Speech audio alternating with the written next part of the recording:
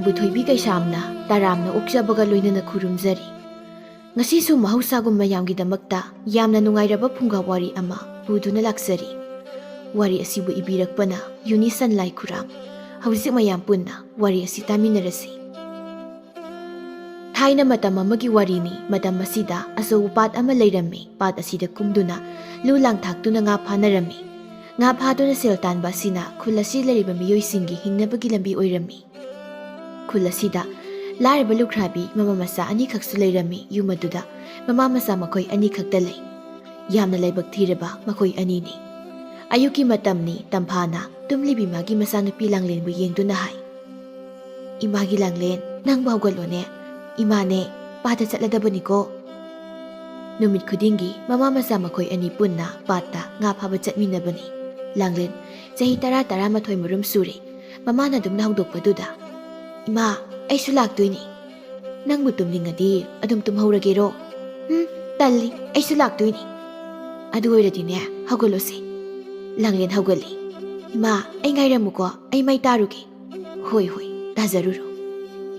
ꯇꯝꯐꯥꯅ ꯃꯆꯥꯅꯨꯄꯤ ꯃꯊꯟꯇ ꯃꯌꯨꯝꯗ ꯊꯝꯂꯝꯕꯗꯨ ꯅꯨꯡꯉꯥꯏꯇ꯭ꯔꯗꯨꯅ ꯃꯥꯅ ꯉꯥ ꯐꯥꯕ ꯆꯠꯄꯗ ꯃꯆꯥꯅꯨꯄꯤꯕꯨ ꯄꯨꯗꯨꯅ ꯆꯠꯄꯅꯤ꯫ ꯂꯥꯡꯂꯦꯟ ꯃꯥꯁꯨ ꯃꯃꯥꯒꯤ ꯃꯇꯨꯡ ꯏꯟꯅꯩ꯫ ꯃꯄꯨꯔꯣꯏꯕꯅ ꯉꯟꯅ ꯍꯨꯟꯗꯣꯛꯄꯤꯔꯝꯂꯕ ꯃꯃꯥ ꯃꯆꯥ ꯃꯈꯣꯏ ꯑꯅꯤꯅꯤ꯫ ꯂꯥꯡꯂꯦꯟꯅ ꯆꯍꯤ 2-3 ꯍꯥꯏꯔꯛꯄꯗ ꯊꯧꯗꯣꯛ ꯑꯃꯗꯒꯤ ꯃꯄꯨꯔꯣꯏꯕꯗꯨ ꯂꯩꯈꯤꯗꯦ꯫ ꯃꯄꯨꯔꯣꯏꯕꯅ ꯂꯩꯈꯤꯗ꯭ꯔꯕ ꯃꯇꯨꯡꯗ ꯍꯤꯡꯗꯕꯗꯤ ꯌꯥꯗꯕꯅꯤꯅ ꯃꯍꯥꯛ ꯃꯄꯨꯔꯣꯏꯕꯅ ꯇꯧꯔꯝꯕ ꯁꯤꯟꯐꯝ ꯑꯗꯨꯗ ꯍꯟꯖꯤꯟꯗꯨꯅ ꯉꯥ ꯐꯥꯈꯤꯕꯅꯤ꯫ ꯂꯥꯡꯂꯦꯟ ꯃꯃꯥꯏ ꯃꯃꯤꯠ ꯇꯥꯕ ꯂꯣꯏꯔꯗꯨꯅ, "ꯏꯃꯥ, ꯑꯩ ꯃꯥꯏ ꯃꯤꯠ ꯇꯥꯕ ꯂꯣꯏꯔꯦ."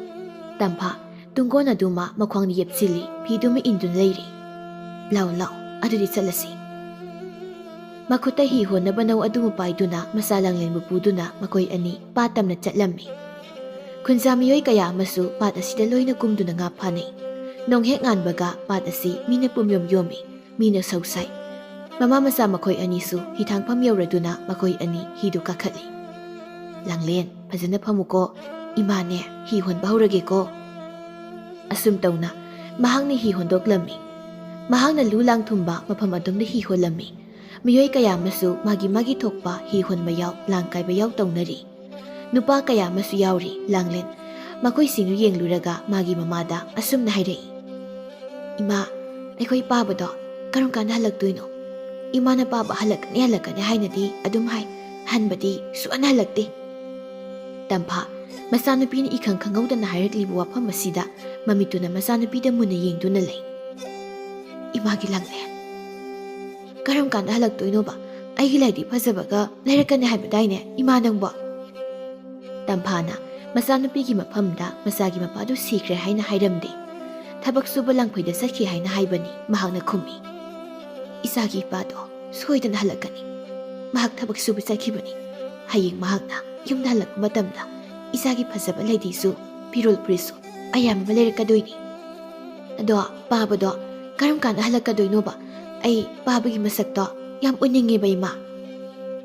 ꯑꯁꯨꯝꯅ ꯍꯦꯛ ꯍꯦꯛ ꯂꯥꯡꯂꯦꯟꯅ ꯃꯃꯥꯗ ꯍꯥꯏꯕ ꯋꯥꯍꯩꯁꯤꯅ ꯇꯝꯐꯥ ꯃꯥꯒꯤ ꯊꯃꯣꯏꯗꯤ ꯍꯦꯛ ꯍꯦꯛ ꯀꯥꯏ꯫ ꯄꯤꯛꯂꯤꯕ ꯃꯆꯥꯅꯨꯄꯤ ꯑꯁꯤꯒꯤ ꯃꯐꯝꯗ ꯃꯄꯥ ꯂꯩꯇꯦ ꯍꯥꯏꯕꯒꯤ ꯅꯨꯡꯉꯥꯏꯇꯕꯗꯤ ꯐꯥꯎꯍꯟꯅꯤꯡꯗꯦ꯫ ꯉꯝꯂꯤꯕ ꯃꯈꯩ ꯃꯍꯥꯛ ꯃꯆꯥꯒꯤ ꯃꯐꯝꯗ ꯋꯥ ꯂꯣꯠꯇꯨꯅ ꯂꯥꯛꯂꯤ꯫ "ꯁꯣꯏꯗꯅ ꯍꯜꯂꯛꯀꯅꯤꯁꯦ, ꯄꯥꯕꯅꯁꯨꯅꯦ ꯅꯪꯕꯨ ꯌꯥꯝꯅ ꯎꯅꯤꯡꯉꯦꯅ ꯍꯥꯏꯔꯤꯕꯅꯤ꯫ ꯑꯗꯣ ꯂꯩꯗꯤ ꯂꯩꯔꯣ ꯍꯥꯏꯌꯨꯀꯣ." "ꯍꯣꯏ ꯍꯣꯏ, ꯍꯥꯏꯗꯣꯏꯅꯤ." ꯇꯝꯐꯥ ꯃꯈꯥ ꯇꯥꯅ ꯍꯤ ꯍꯣꯜꯂꯤ꯫ ꯃꯍꯥꯛꯅ ꯂꯨ ꯂꯥꯡ ꯊꯨꯡꯕ ꯃꯐꯝ ꯑꯗꯨ ꯌꯧꯔꯗꯨꯅ ꯍꯤ ꯈꯥꯝꯃꯤ꯫ ꯃꯈꯨꯅ ꯊꯥꯛꯂꯤꯕ ꯂꯥꯡꯗꯨ ꯆꯤꯡꯈꯠꯇꯨꯅ ꯉꯥ ꯆꯪꯕ꯭ꯔꯥ ꯌꯦꯡꯉꯤ꯫ ꯉꯥ ꯈꯔ ꯆꯪꯂꯝꯃꯤ꯫ ꯂꯥꯡꯂꯦꯟꯅ ꯃꯈꯨꯠ ꯊꯤꯟꯗꯨꯅ ꯍꯥꯏ, "ꯏꯃꯥ, ꯇꯨ ꯉꯥ ꯆꯪꯉꯦ, ꯑꯩ ꯉꯥ ꯐꯥꯒꯦ ꯏꯃꯥ, ꯑꯩ ꯐꯥꯒꯦꯕ." "ꯍꯩ, ꯅꯪꯗꯤ ꯐꯥꯕ ꯍꯩꯔꯣꯏꯌꯦ, ꯏꯁꯤꯡꯗ ꯇꯥꯈꯤꯅꯤ." ꯇꯝꯐꯥꯅ ꯉꯥ ꯐꯥꯏ꯫ "ꯏꯃꯥ, ꯑꯩ ꯁꯤ ꯃꯊꯛꯇ ꯁꯥꯟꯅꯒꯦ." "ꯍꯣꯏ ꯍꯣꯏ, ꯏꯃꯥ ꯊꯥꯡꯊꯕꯤꯒꯦꯁꯦ." ꯇꯝꯐꯥꯅ ꯃꯆꯥꯅꯨꯄꯤꯕꯨ ꯐꯨꯝꯗꯤ ꯃꯊꯛꯇ ꯊꯥꯡꯊꯩ꯫ ꯂꯥꯡꯂꯦꯟ ꯃꯥꯒꯤ ꯊꯣꯛꯄ ꯆꯣꯡꯗꯨꯅ ꯁꯥꯟꯅꯩ꯫ ꯇꯥꯟꯖꯥꯁꯤꯗ ꯈꯣꯝꯕ ꯀꯧꯕ ꯅꯨꯄꯥ ꯑꯃ ꯇꯝꯐꯥꯅ ꯂꯩꯔꯤꯕ ꯃꯐꯝ ꯑꯗꯣꯝꯗ ꯍꯤ ꯍꯣꯟꯖꯤꯜꯂꯛꯏ꯫ ꯃꯥꯒꯤ ꯍꯤꯗꯨ ꯈꯥꯝꯗꯨꯅ, "ꯇꯝꯐꯥ, ꯅꯪꯕꯨ ꯉꯥ ꯐꯥꯔꯤꯔꯣ?" ꯇꯝꯐꯥ ꯍꯥꯏꯐꯦꯠ ꯃꯃꯤꯠꯇꯨ ꯌꯦꯡꯊꯣꯛꯂꯨꯏ꯫ ꯈꯣꯝꯕ ꯑꯣꯏꯔꯝꯕꯗꯨꯗ, "ꯑꯧ, ꯅꯪꯕꯨ ꯀꯔꯤ ꯋꯥꯈꯜ ꯈꯜꯂꯤꯕꯒꯦꯅꯦ?" ꯈꯣꯝꯕ ꯍꯥꯏꯔꯤꯕ ꯃꯤꯁꯛ ꯑꯁꯤ ꯀꯅꯥꯅꯣ ꯍꯥꯏꯕ ꯇꯝꯐꯥꯅ ꯃꯨꯟꯅ ꯃꯁꯛ ꯈꯪꯏ꯫ ꯇꯝꯐꯥꯅ ꯈꯣꯝꯕꯒꯤ ꯂꯤꯆꯠ ꯃꯑꯣꯡ ꯃꯇꯧ ꯑꯁꯤ ꯌꯥꯝꯅ ꯄꯥꯝꯂꯝꯗꯦ, ꯍꯩꯅꯔꯝꯗꯦ꯫ ꯇꯞꯅ ꯈꯨꯝꯃꯤ, "ꯀꯔꯤ ꯋꯥꯅꯣ ꯇꯥ ꯈꯣꯝꯕ? ꯍꯦꯔꯥ, ꯅꯪꯁꯨ ꯀꯥꯎꯒꯟꯈ꯭ꯔꯕ ꯍꯥꯏꯗꯨꯅꯤ꯫ ꯑꯩꯅ ꯅꯨꯃꯤꯠ ꯈꯨꯗꯤꯡꯒꯤ ꯍꯥꯏꯗꯨꯅ ꯂꯩꯔꯕ ꯋꯥꯐꯝ ꯑꯗꯨꯕꯨꯅꯤ꯫ ꯑꯩ ꯋꯥꯈꯜ ꯑꯃ ꯑꯣꯏꯗ꯭ꯔꯤꯕꯣ? ꯃꯔꯤꯡꯅ ꯁꯥꯕ ꯁꯪꯕꯥꯏꯗꯤ ꯅꯥ ꯃꯍꯥꯡꯗ ꯍꯥꯏꯅꯩꯗꯣ꯫ ꯄꯥꯈ꯭ꯔꯥ ꯌꯨꯝꯕꯥꯜ ꯑꯣꯏꯗꯨꯅ ꯏꯊꯟꯇ ꯁꯨꯝ ꯂꯩꯕꯁꯦ ꯑꯩ ꯅꯨꯡꯉꯥꯏꯇ꯭ꯔꯕ꯫ ꯑꯗꯨꯅꯕꯨ ꯑꯩ ꯅꯉꯣꯟꯗ ꯊꯃꯣꯏꯒꯤ ꯋꯥꯐꯝ ꯑꯃ ꯍꯥꯏꯖꯈ꯭ꯔꯤꯕꯗꯨꯅꯤ꯫ ꯀꯝꯗꯧꯕ ꯇꯝꯐꯥ, ꯅꯪꯕꯨ ꯀꯔꯤ ꯈꯜꯂꯤꯕꯒꯦ? ꯇꯥ ꯈꯣꯝꯕ, ꯋꯥꯒꯤ ꯋꯥ ꯆꯨꯝꯅ ꯑꯁꯨꯃꯛ ꯉꯥꯡꯅꯁꯤꯀꯣ꯫ ꯑꯍꯦꯟꯕ ꯋꯥꯗꯤ ꯍꯥꯏꯅꯒꯨꯝꯁꯤ꯫ ꯂꯩꯀꯥꯏ ꯑꯁꯤꯗ ꯄꯨꯟꯅ ꯑꯩꯈꯣꯏꯅ ꯀꯣꯏ ꯍꯤꯡꯃꯤꯟꯅꯔꯤꯕꯅꯤ꯫ ꯂꯩꯀꯥꯏ ꯄꯨꯜꯂꯕꯁꯨ ꯌꯨꯝꯗꯤ ꯄꯨꯟꯕ ꯅꯠꯇꯦꯗꯅ꯫ ꯅꯪꯁꯨ ꯅꯪ ꯅꯊꯟꯗ ꯂꯩꯕꯗꯣ ꯅꯨꯡꯉꯥꯏꯔꯝꯂꯣꯏ, ꯑꯩꯁꯨ ꯅꯨꯡꯉꯥꯏꯇꯦ꯫ ꯑꯗꯨꯒꯤ ꯑꯗꯨꯛ ꯍꯥꯏꯕꯅꯤ꯫ ꯅꯠꯇꯦ ꯇꯝꯐꯥ, ꯑꯩꯅ ꯍꯥꯏꯕ ꯋꯥꯐꯝꯁꯤꯕꯨ ꯌꯥꯝꯅ ꯀꯥꯏꯔꯕ꯭ꯔꯅꯦ? ꯇꯝꯐꯥꯅ ꯃꯆꯥꯅꯨꯄꯤꯗꯨꯗ ꯌꯦꯡꯗꯨꯅ, ꯏꯃꯥꯒꯤ ꯂꯥꯡꯂꯦꯟ, ꯂꯥꯎ ꯆꯠꯂꯁꯤ꯫ ꯂꯥꯡꯂꯦꯟ ꯂꯥꯛꯏ, ꯍꯤꯗꯨꯗ ꯀꯥꯈꯠꯂꯤ꯫ ꯇꯝꯐꯥ ꯅꯧꯗꯨ ꯄꯥꯏꯗꯨꯅ ꯍꯤ ꯍꯣꯟꯗꯣꯛꯄ ꯍꯧꯏ꯫ ꯈꯣꯝꯕꯅ, ꯍꯤꯒ ꯊꯧꯈꯤꯅꯦ꯫ ꯉꯥꯏꯈꯣꯅꯦ ꯇꯝꯐꯥ, ꯉꯥꯏꯈꯣ ꯍꯥꯏꯕꯅꯤꯅꯦ꯫ ꯋꯥꯁꯤ ꯑꯝꯇ ꯂꯩꯈꯥꯏ ꯇꯥꯟꯅꯈꯤꯁꯤꯅꯦ꯫ ꯇꯝꯐꯥ ꯇꯥꯔꯕꯁꯨ ꯇꯥꯗꯕ ꯁꯥꯗꯨꯅ ꯍꯤꯗꯨ ꯁꯨꯝ ꯍꯣꯜꯂꯤ꯫ ꯈꯣꯝꯕꯅ ꯃꯥꯁꯨ ꯍꯤ ꯍꯣꯟꯗꯨꯅ ꯇꯝꯐꯥꯕꯨ ꯇꯥꯟꯅꯩ꯫ ꯇꯝꯐꯥ, ꯅꯪꯕꯨ ꯑꯝꯇ ꯉꯥꯏꯈꯣ ꯀꯩꯗꯧꯒꯦ? ꯋꯥꯔꯤ ꯑꯝꯇ ꯁꯥꯈꯤꯁꯦ꯫ ꯍꯤꯗꯨ ꯍꯣꯡꯒꯠꯇꯨꯅ ꯃꯈꯨꯠꯇꯨꯅ ꯇꯝꯐꯥꯒꯤ ꯍꯤ ꯑꯗꯨ ꯃꯈꯨꯠꯅ ꯄꯥꯏ꯫ ꯃꯁꯤꯗ ꯇꯝꯐꯥꯅ, ꯀꯩꯅꯣ ꯇꯥꯈꯣꯝꯕ, ꯅꯪꯅ ꯇꯧꯔꯤꯕꯁꯤꯕꯣ? ꯃꯤꯅ ꯈꯔꯒ ꯐꯖꯗꯦ, ꯂꯩꯕꯤꯍꯧꯔꯣ꯫ ꯈꯟꯅꯤꯡꯕ ꯈꯟꯁꯅꯨ, ꯑꯩ ꯀꯩꯁꯨ ꯈꯟꯗꯦ꯫ ꯁꯤꯗꯤ ꯅꯪ ꯑꯩꯒꯤ ꯋꯥꯔꯤꯅꯤ꯫ ꯑꯩꯕꯨ ꯂꯨꯈ꯭ꯔꯥꯕꯤꯅꯤ ꯍꯥꯏꯗꯨꯅ ꯎꯁꯤꯠꯇ꯭ꯔꯤꯕ꯭ꯔꯥ ꯅꯪꯒꯤꯁꯦ? ꯑꯗꯨꯝꯅ ꯇꯧꯕꯤꯒꯅꯨ ꯇꯥꯈꯣꯝꯕ꯫ ꯃꯇꯨꯡꯗ ꯑꯩꯒꯤ ꯂꯝꯕꯤꯗꯁꯨ ꯑꯁꯨꯝꯅ ꯈꯛ ꯇꯧꯕꯤꯒꯅꯨ꯫ ꯅꯪꯒꯤ ꯑꯁꯤꯒꯨꯝꯕ ꯄꯥꯈꯣꯡꯕ ꯇꯥꯗ꯭ꯔꯤꯈꯩ ꯑꯩꯗꯤ ꯏꯟꯅꯈꯤꯅꯤ꯫ ꯀꯌꯥꯔꯛ ꯍꯥꯟꯅ ꯍꯥꯏꯈꯣ ꯍꯥꯏꯕꯅꯣ? ꯂꯩꯕꯤꯍꯧꯔꯣ ꯌꯥꯔꯦ, ꯃꯇꯨꯡꯗ ꯈꯛ ꯏꯟꯅꯕꯤꯔꯛꯀꯅꯨ꯫ ꯇꯝꯐꯥ ꯍꯤꯗꯨ ꯈꯔ ꯀꯜꯂꯞꯅ ꯍꯣꯟꯈ꯭ꯔꯦ꯫ ꯈꯣꯝꯕ ꯃꯍꯥꯛ ꯇꯞꯊꯍꯧꯏ꯫ ꯑꯩꯅ ꯍꯥꯏꯕ ꯋꯥꯁꯤꯗ ꯃꯥꯅ ꯌꯥꯅꯤꯡꯗ꯭ꯔꯤꯕꯁꯤꯅ ꯀꯔꯤꯒꯤꯅꯣ? ꯃꯥꯒꯤ ꯄꯨꯟꯁꯤꯕꯨ ꯅꯨꯡꯉꯥꯏꯅ ꯊꯝꯕꯤꯒꯦ ꯍꯥꯏꯅ ꯑꯩꯗꯤ ꯍꯥꯏꯖꯕꯅꯤ꯫ ꯃꯥꯒꯤꯁꯤꯕꯨ ꯇꯁꯦꯡꯅ ꯑꯩꯕꯨ ꯍꯩꯅꯗ꯭ꯔꯤꯕ ꯖꯥꯠꯂꯥ? ꯃꯍꯥꯛ ꯂꯨꯈ꯭ꯔꯥꯕꯤ ꯑꯣꯏꯔꯦ, ꯑꯩꯁꯨ ꯄꯥꯈ꯭ꯔꯥꯅꯤ꯫ ꯑꯃꯔꯣꯝꯗ ꯑꯩꯒꯤꯗꯤ ꯏꯆꯥ ꯑꯃꯠꯇꯁꯨ ꯌꯥꯎꯕ ꯅꯠꯇꯦ꯫ ꯑꯩꯈꯣꯏꯅꯤ ꯄꯨꯟꯅ ꯂꯩꯃꯤꯟꯅꯁꯤ ꯍꯥꯏꯕꯅꯤ꯫ ꯃꯥꯅꯁꯨ ꯁꯨꯃꯥꯏꯅ ꯄꯥꯗꯒ ꯀꯨꯝꯗꯨꯅ ꯉꯥ ꯐꯥꯕꯁꯦ ꯑꯩ ꯌꯦꯡꯕ ꯅꯨꯡꯉꯥꯏꯇꯦ꯫ ꯇꯝꯐꯥꯅ ꯊꯃꯣꯏ ꯃꯅꯨꯡꯗ ꯍꯥꯏꯖꯩ, ꯃꯥꯅ ꯑꯩꯒꯤ ꯏꯐꯝꯗ ꯑꯁꯨꯛ ꯌꯥꯝ ꯌꯦꯠꯂꯤꯕꯁꯤꯕꯨ ꯀꯔꯤꯒꯤꯅꯣ? ꯃꯥ ꯊꯦꯡꯅꯒꯅꯤ ꯈꯟꯕꯗ ꯑꯩ ꯇꯁꯦꯡꯅ ꯄꯥꯗ ꯀꯨꯝꯅꯤꯡꯗ꯭ꯔꯕꯅꯤ꯫ ꯇꯝꯐꯥ ꯃꯆꯤ ꯑꯃꯗ ꯍꯥꯏꯖꯤꯟꯗꯨꯅ ꯂꯨ ꯑꯃꯨꯛ ꯀꯥꯏꯔꯤ꯫ ꯉꯥ ꯈꯔ ꯆꯪꯂꯝꯃꯤ, ꯃꯗꯨꯕꯨ ꯄꯨꯗꯨꯅ ꯍꯤꯗꯨ ꯍꯤꯊꯥꯡꯐꯝ ꯇꯝꯅ ꯑꯃꯨꯛ ꯍꯣꯟꯗꯣꯔꯛꯂꯤ꯫ ꯍꯤꯗꯨ ꯐꯖꯅ ꯈꯝꯂꯝꯗꯨꯅ ꯃꯃꯥ ꯃꯆꯥ ꯃꯈꯣꯏ ꯑꯅꯤꯗꯨ ꯀꯥꯈꯠꯂꯛꯂꯤ꯫ ꯃꯌꯨꯝ ꯇꯝꯅ ꯃꯈꯣꯏ ꯑꯅꯤ ꯍꯜꯂꯛꯏ꯫ ꯂꯝꯕꯤꯗꯅꯤ ꯀꯕꯣꯛꯂꯩꯅ ꯃꯃꯥ ꯃꯆꯥ ꯑꯅꯤꯕꯨ ꯍꯦꯛ ꯊꯦꯡꯅꯩ꯫ ꯃꯈꯣꯏꯒꯤ ꯃꯅꯥꯛꯇ ꯆꯪꯁꯤꯟꯗꯨꯅ, ꯇꯝꯐꯥ, ꯅꯪꯕꯨ ꯄꯥꯠꯇꯩ ꯀꯥꯔꯛꯂꯕ꯭ꯔꯣ? ꯍꯣꯏ ꯏꯆꯦ꯫ ꯉꯥꯕꯨ ꯀꯌꯥꯝ ꯐꯥꯔꯛꯀꯦ ꯅꯪꯕꯣ? ꯈꯔꯗꯤ ꯐꯥꯔꯛꯏ꯫ ꯑꯩꯁꯦ ꯉꯥ ꯐꯥꯕ ꯃꯤ ꯊꯤꯔꯛꯄꯅꯤ꯫ ꯅꯪꯒꯤꯗꯨꯕꯨ ꯂꯩꯕ ꯌꯥꯒꯗꯧꯔꯤꯕ꯭ꯔꯣ? ꯁꯦ ꯏꯆꯦ ꯑꯝꯇ ꯌꯦꯡꯒꯦ, ꯅꯪꯒꯤ ꯇꯨꯡꯒꯣꯜꯗꯣ ꯑꯝꯇ ꯂꯧꯊꯣꯔꯛꯑꯣ꯫ ꯇꯝꯐꯥ ꯃꯕꯨꯛꯅꯤꯡꯗ ꯈꯜꯂꯤ, ꯑꯩꯕꯨ ꯊꯣꯡꯅꯕ ꯆꯦꯡꯁꯨ ꯌꯥꯝ ꯂꯩꯍꯧꯗꯦ꯫ ꯉꯥꯁꯤ ꯌꯣꯟꯊꯣꯛꯂꯝꯕꯅ ꯐꯗꯧꯔꯤꯕ ꯖꯥꯠꯂꯥ? ꯍꯣꯏꯗ, ꯌꯣꯟꯊꯣꯛꯂꯝꯂꯒꯦ꯫ ꯑꯁꯤ ꯈꯟꯗꯨꯅ ꯍꯥꯏ, ꯏꯆꯦ ꯌꯥꯅꯤ, ꯂꯩꯒꯦ ꯍꯥꯏꯔꯕꯗꯤ ꯂꯩꯕꯤꯌꯨ꯫ ꯍꯣꯏ ꯍꯣꯏ, ꯑꯗꯨꯗꯤꯅꯦ ꯑꯩꯈꯣꯏ ꯐꯥꯎꯗ ꯆꯪꯂꯨꯁꯤ꯫ ꯍꯣꯏ ꯍꯣꯏ ꯌꯥꯏ ꯏꯆꯦ꯫ ꯃꯈꯣꯏ ꯑꯍꯨꯝ ꯆꯪꯃꯤꯟꯅꯩ꯫ ꯁꯨꯃꯥꯡ ꯑꯗꯨꯗ ꯀꯕꯣꯛꯂꯩꯅ ꯇꯝꯐꯥꯒꯤ ꯇꯨꯡꯒꯣꯜꯗꯨ ꯂꯧꯊꯣꯛꯇꯨꯅ ꯂꯩꯕꯥꯛꯇ ꯍꯩꯗꯣꯛꯏ꯫ ꯉꯥꯃꯨꯒ ꯌꯥꯎꯏꯅꯦꯍꯦ, ꯉꯥꯁꯦ ꯃꯈꯜ ꯂꯣꯏꯅꯕꯨ ꯁꯨꯔꯤꯅꯦ꯫ ꯁꯨꯃꯥꯏꯅ ꯄꯨꯂꯞ ꯊꯣꯡꯕꯁꯦ ꯆꯥꯅꯤꯡꯗꯨꯅ ꯂꯩꯕ ꯀꯨꯏꯔꯕꯅꯤ꯫ ꯍꯥꯎꯔꯅꯤꯗ ꯑꯣꯟꯊꯣꯛꯅ꯫ ꯇꯝꯐꯥ, ꯁꯤꯕꯨ ꯁꯦꯜ ꯀꯌꯥ ꯄꯤꯌꯨ ꯍꯥꯏꯔꯤꯕꯅꯣ? ꯏꯆꯦ, ꯂꯨꯄꯥ 10ꯗꯤ ꯄꯤꯌꯨ꯫ 10 ꯍꯥꯏꯕ? ꯌꯥꯝꯃꯜꯂꯤꯗ ꯑꯗꯨꯗꯤ꯫ ꯏꯆꯦ, ꯆꯦꯡꯁꯨ ꯌꯥꯝꯅ ꯂꯩꯍꯧꯗꯦ, ꯃꯊꯪꯗ ꯈꯔ ꯇꯥꯅ ꯂꯧꯕꯤꯔꯣ꯫ ꯉꯁꯤꯒꯤꯗꯤ ꯂꯨꯄꯥ 10 ꯁꯨꯅ ꯄꯤꯕꯤꯔꯣ꯫ ꯍꯣꯏ ꯍꯣꯏ ꯏꯆꯦ, ꯄꯤꯔꯒꯦ꯫ ꯀꯕꯣꯛꯂꯩꯅ ꯃꯥꯒꯤ ꯐꯤꯖꯤꯗꯒꯤ ꯁꯦꯜ ꯂꯧꯊꯣꯛꯇꯨꯅ, ꯁꯦ ꯁꯨꯔꯕ꯭ꯔꯥ ꯌꯦꯡꯉꯣ꯫ ꯁꯨꯔꯦ ꯏꯆꯦ꯫ ꯑꯗꯨꯗꯤ ꯏꯆꯦ, ꯏꯃꯥꯏꯆꯥ ꯑꯃꯨꯛ ꯆꯠꯈ꯭ꯔꯒꯦ꯫ ꯍꯣꯏ ꯍꯣꯏ꯫ ꯇꯨꯡꯒꯣꯜꯗꯨ ꯄꯥꯏꯗꯨꯅ ꯃꯃꯥ ꯃꯆꯥ ꯃꯈꯣꯏ ꯑꯅꯤ ꯊꯣꯛꯂꯛꯏ꯫ ꯂꯥꯡꯂꯦꯟꯅ ꯃꯃꯥꯗ ꯍꯥꯏ, ꯏꯃꯥ, ꯀꯩꯒꯤꯅꯣ ꯉꯥ ꯌꯣꯟꯊꯣꯛꯏꯗꯣ? ꯑꯩꯅꯗꯤ ꯍꯣꯔꯦꯟ ꯊꯣꯡꯉꯒ ꯆꯥꯒꯅꯦꯅ ꯍꯔꯥꯎꯖꯔꯒ꯫ ꯃꯆꯥꯒꯤ ꯋꯥꯍꯩꯁꯤꯗ ꯇꯝꯐꯥ ꯀꯔꯤ ꯈꯨꯝꯒꯗꯕꯅꯣ ꯈꯪꯖꯗꯦ꯫ ꯏꯃꯥ, ꯀꯩꯒꯤꯅꯣ ꯍꯥꯏꯕ? ꯏꯆꯥꯕꯨ ꯉꯥ ꯊꯣꯡꯕ ꯆꯥꯅꯤꯡꯕ꯭ꯔꯅꯦ? ꯆꯥꯅꯤꯡꯉꯤ꯫ ꯏꯆꯥꯅ ꯆꯥꯅꯤꯡꯂꯒꯅꯅꯦ ꯍꯌꯦꯡ ꯁꯣꯏꯗꯅ ꯄꯤꯖꯒꯦ꯫ ꯍꯌꯦꯡꯁꯨ ꯉꯥ ꯐꯥꯗꯣꯏꯁꯤꯗꯤ꯫ ꯂꯥꯛꯑꯣꯁꯦ, ꯌꯨꯝꯁꯨ ꯌꯧꯒꯗꯧꯔꯦ, ꯌꯨꯝꯗ ꯍꯜꯂꯁꯤ꯫ ꯃꯆꯥꯕꯨ ꯄꯨꯗꯨꯅ ꯌꯨꯝꯗ ꯍꯜꯂꯤ꯫ ꯃꯌꯨꯝ ꯌꯧꯔꯤ꯫ ꯅꯪ ꯏꯃꯨꯡꯗ ꯂꯩꯔꯝꯃꯨꯀꯣ, ꯏꯃꯥꯅꯦ ꯑꯃꯨꯛꯇ ꯏꯔꯨꯖꯔꯨꯈꯤꯒꯦ, ꯑꯗꯨꯒ ꯏꯆꯥꯅ ꯆꯥꯅꯅꯕ ꯆꯥꯛ ꯊꯣꯡꯕꯤꯔꯗꯣꯏꯅꯤ꯫ ꯍꯣꯏ ꯏꯃꯥ꯫ ꯂꯥꯡꯂꯦꯟ ꯏꯃꯨꯡꯗ ꯆꯪꯈ꯭ꯔꯦ꯫ ꯇꯝꯐꯥꯁꯨ ꯄꯨꯈ꯭ꯔꯤꯔꯣꯝꯗ ꯆꯠꯈ꯭ꯔꯦ꯫ ꯅꯨꯃꯤꯗꯥꯡꯒꯤ ꯃꯇꯝꯅꯤ꯫ ꯑꯁꯨꯝ ꯊꯦꯡꯖꯤꯟꯈꯤꯕꯅ ꯑꯍꯤꯡ ꯅꯣꯡꯌꯥꯏꯒꯤ ꯃꯇꯝ ꯍꯥꯏꯕꯗꯨ ꯌꯧꯔꯛꯂꯤ꯫ Matam masida pat asigi iyaida hi amakak mathanta tawdun leiri. Ithak ipom maduda mathanta throk nomduna hi du tawri. Ikhang khangaudana hi du mathanta holammi. Hi duna phumdi amagi managda thaujilammi. Hi manung adudagi angawo maikhu ma paithorei aduga phumdi mathak aduda paikhalaklammi. Angawo maikhu aduna masak mataw yamna phajabi nupi amagi saktamda onthokhirammi. Nupi asi lairembini pat asida lai makhal khara lei. Makhoigi manungda mahakso amani lairembi asina tampha kaubi nupi asibu hanabu hotnabani masi tamphanadi khangde. Lairembi asina mathanta haizai. Nangina puroibaso aina hatkibani. Aina nangbu soidana hatkani. Hauzikti nangbu hatpagi matam haibado yauraklabani. Aina nangbu soidana hatkani. Masi pumnamaki maramsi atay karisu nate nongma namit ama. Lairembi asina mathi phungdo leiringai tampha amadi sajawna thengnakhi masidagi lairembi asina sajawbu hatkibani. Matamdu sajaw amadi tamphana yumalamida khongdaraklaba chahi amamuki matungni. Nongma namit amani sajaw kariguma thawdok ama thokpadagi mamsingkhraba phawba patagi kakhalaklamde. Masida tamphadi magi mathamoidu wajarami. Mana husik phawba yumda karaktribasibu karigino. Mabu pata sakhibani. Karidobu yarubasana mabo. Ngayak amasu ngaire adubu mapuroibadi halakpa kauba leitre. Aibu pat phawda jalaga yenglubna sumgani. Asi khanduna mahak mathanta ama marakaduda patamna chatlami. Asum chatpana pat mapalda yori. Akoibaduda haifet yengi kanamta leibadi ude. Mabu kadomda leikrabasano. Tampha mathwai wasari. Ngayak maphamduda ngaire ikhang khangaudana pata hi holakpa ma mahakna urami maduda lepkhatuna. Asidi hi holaklibasibu aigi puroibado oirabasana. Mahak oiramlabdi phakranida. Mapukningdo langtaknana ngaizai sajo hi holei. Hi do khamli tamphana sangsinduna. Asuk thengmiraklibasibu karigino nangaibada ai kayam wai. Sajo magi maithongdu imak maksili hek yengbada karigum wafam kharadi phungdo leire haibasi mahak khangi mahakna makha tai. Kaidobo yarubagi haiba sajawna tapna. Tampha yum yongba hana jasilaw. Tampha mapuroibagi saktam adubu ubada magi mathamoi adu hena langtaknaba haibdu oirere. Makhoi ani mayum tamna halli. Mayum yauri imungda sangi. Sajaw phamungda phammi tamphana hangi. Si kaidobo yarubagi asengbudo aingoda hukta haibiyo. Sajawna sor sangmo hondokduna pau tammi.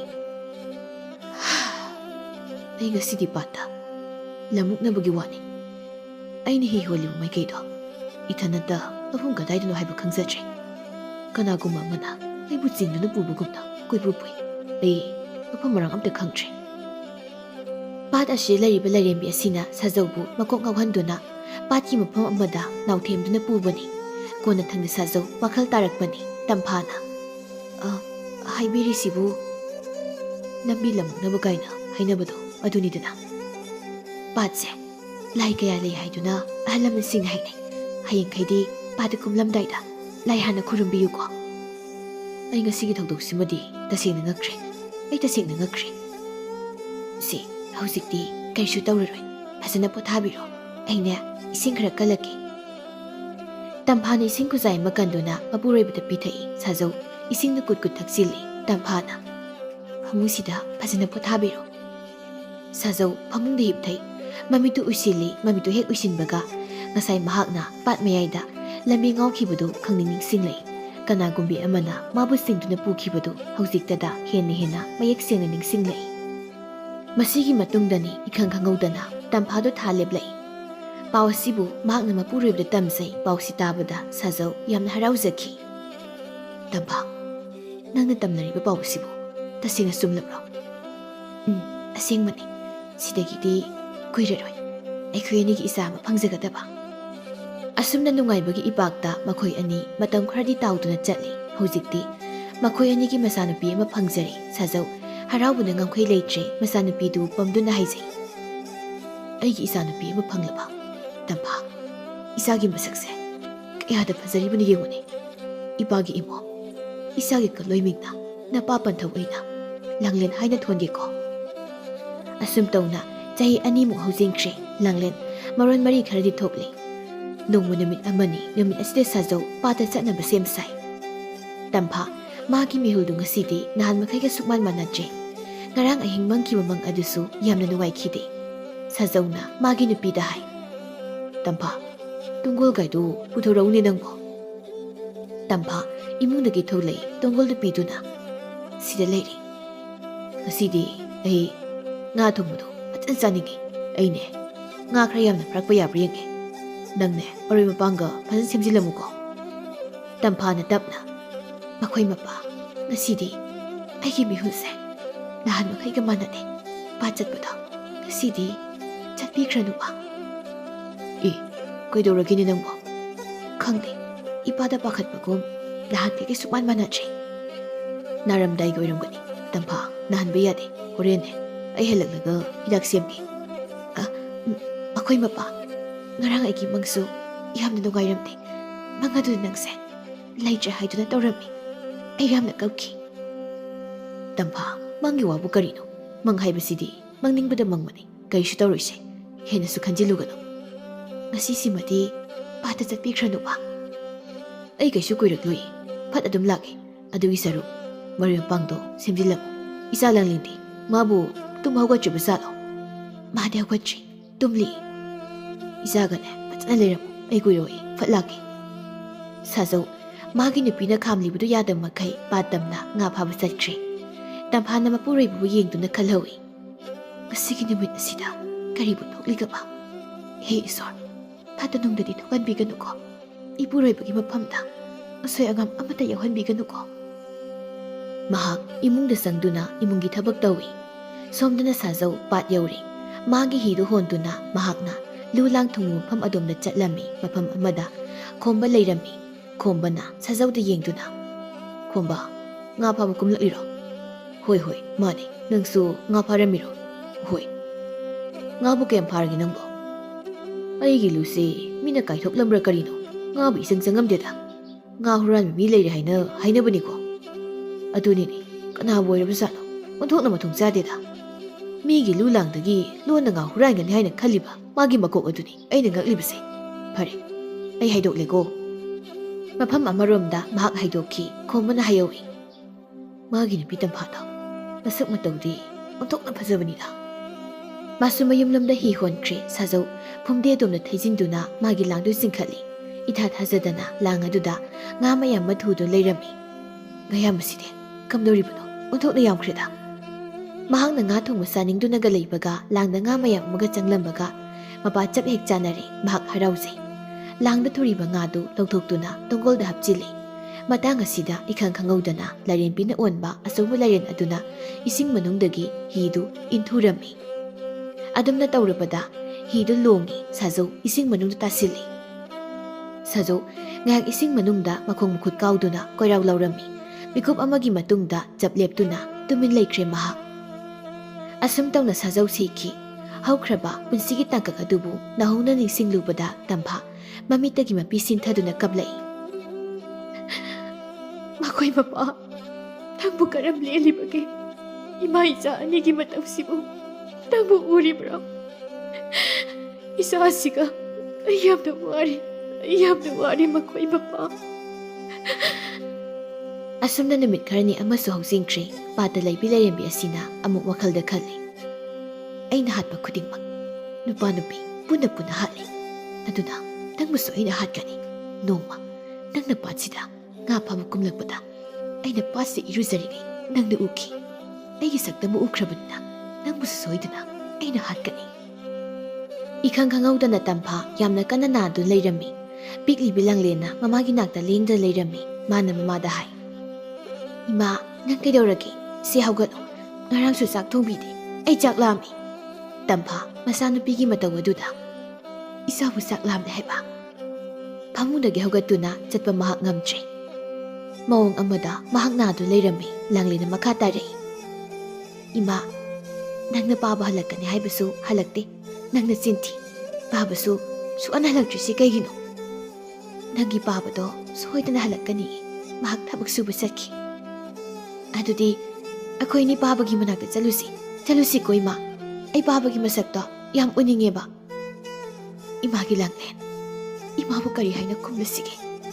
Imana sumna kana nadu leikibana. Bada kumduna ngaso amada pabo ngamche. Silsu amada leikche. Thongningai gi sengsu leikche. Imana hujik tawgadar sibu karino. Ima ai sak lami. Tampha masanupigi matawduda kapsari asumna mama masani du wana leli numidangni Langlen chak lami haiduna ningai tu boyaba tawramnaga tumthakre. Masanupibu yengtuna haizai. Imagi Langlen. Oh, isase. Onthok na banaibak tirida ko. Kasidi isa saray helaba. Henong dama karigino. Nang naibu asum na nahanduna tamliba. Ijagi. Aram karang mana yung lama matawse. Ay yengtuna layba ngamtre. Ay isagi matawba yengba ngamtre. Amukso haizay. Imagi Langlen. Tumlo. Hayang di soida na ima. Padat sa lagi. Imane. Nga pagi. Isama sa puktan na pisagi. Kasi di kahit na tumlo ko. Imagi Langlen. Tanza sida Tamphagi mayumda khomba mahak mathanta lai. Manggol aduda kakhalai mamang thongdu makuna kokok thinduna kawi. Tampha. Ai lai. Tampha mapaldagi khonjal du tabada masadu swai lawi mamaidu mamanglomda yengthoi. Thongsangdo Tampha ai khomani nangi ta khomani. Tampha makhoida lakliba misaksi khomani haiba khangli masadu pakhatba phawi mahakna hai. Numidang sida karigi laklibano chakro. Nang nara haiba pautai adugi lakpani si thongsim thangdo ai changlaki. Ai nane ai kaisu tawde chapikro mafamsi lakbigano. Nangi sa udabu kuirene ainadi nang ude haiduna patadu ko yengengi aduga nangdi patasu laktraboy. Nangbu kayam kana hakjang ngamjibano ai maiba kobiyuro. Ta khomba numidang sida nangna tawraklibase yamna phasane. Phasana hairingai sida yam thuna sapikro. Hoine ai sakhigene ado nang amutangdi thongsangdokpa yaidana. Nangi saktamna uningduna ai laklibani ngakta oirabasu ai yengkigeba. Nangise yumsida imai sai khoi anita lei haidna usitribra. Yam thuna chatlangbana nange pab oini. Nangdi aina haibasu yade do. Ai hinakta nungai leijaro law haibada nangna asuk yam yaningdribasibu nati asibu karigino. Tampha makha tana khumlubana karisu kanare khanduna mahak tumina leiri khombana hairi. Nangna thongsangdo haiba yadrabanida ai thongsekta namkhairagiko. Asi haiduna thongdo namkhainabu hotni thongdo namkhaiduna imungda phat changli. Tampha aini nangi ta khumani kaidorage. Tampha masado akiba pakhatpa phawi khombana tapna. Nangise ai changlakpusida pakhatliro. Tampha kayinta pakhatkano ai nangonda kaisu tawroi ai suminini nangi punsibu nusibagi nangidamakta ai lepchage haibani. Aigi punsidi aina thokpa hingsage kanamtagi minungsi ai pamde. Maduna nangi wani aina haiba wasisu nang tabatai. Ai lukrabini takhomana aigonda yeglimi yengdubo mi ataina khangkraga ai sibu karina haina bikini. Makoina nangina tengbu kari pangbirabage. Ai kanamtagi mateng pamsane chapikro yare. Nangna tandrabasu ai chatkani adubu nang aigi wadi taw ai su pakrani aina nang mudu siyaribase nang wakhalamtadi munda khalo. Asumna hairamduna khomba mapalda thokre. Tampha jonglamba magi mihuldu khara makhaidi phari mathanta haizai. Ai thanta asumna sum hingjabasibu kayamuk yamna kairabage. Ai punsidi ipuroibna thambiramba malaba yumasida adumak loisage. Ai ahen wokhal karisu khanba papsane.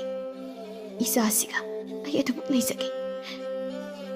Mamituna amanglamda mu yengi.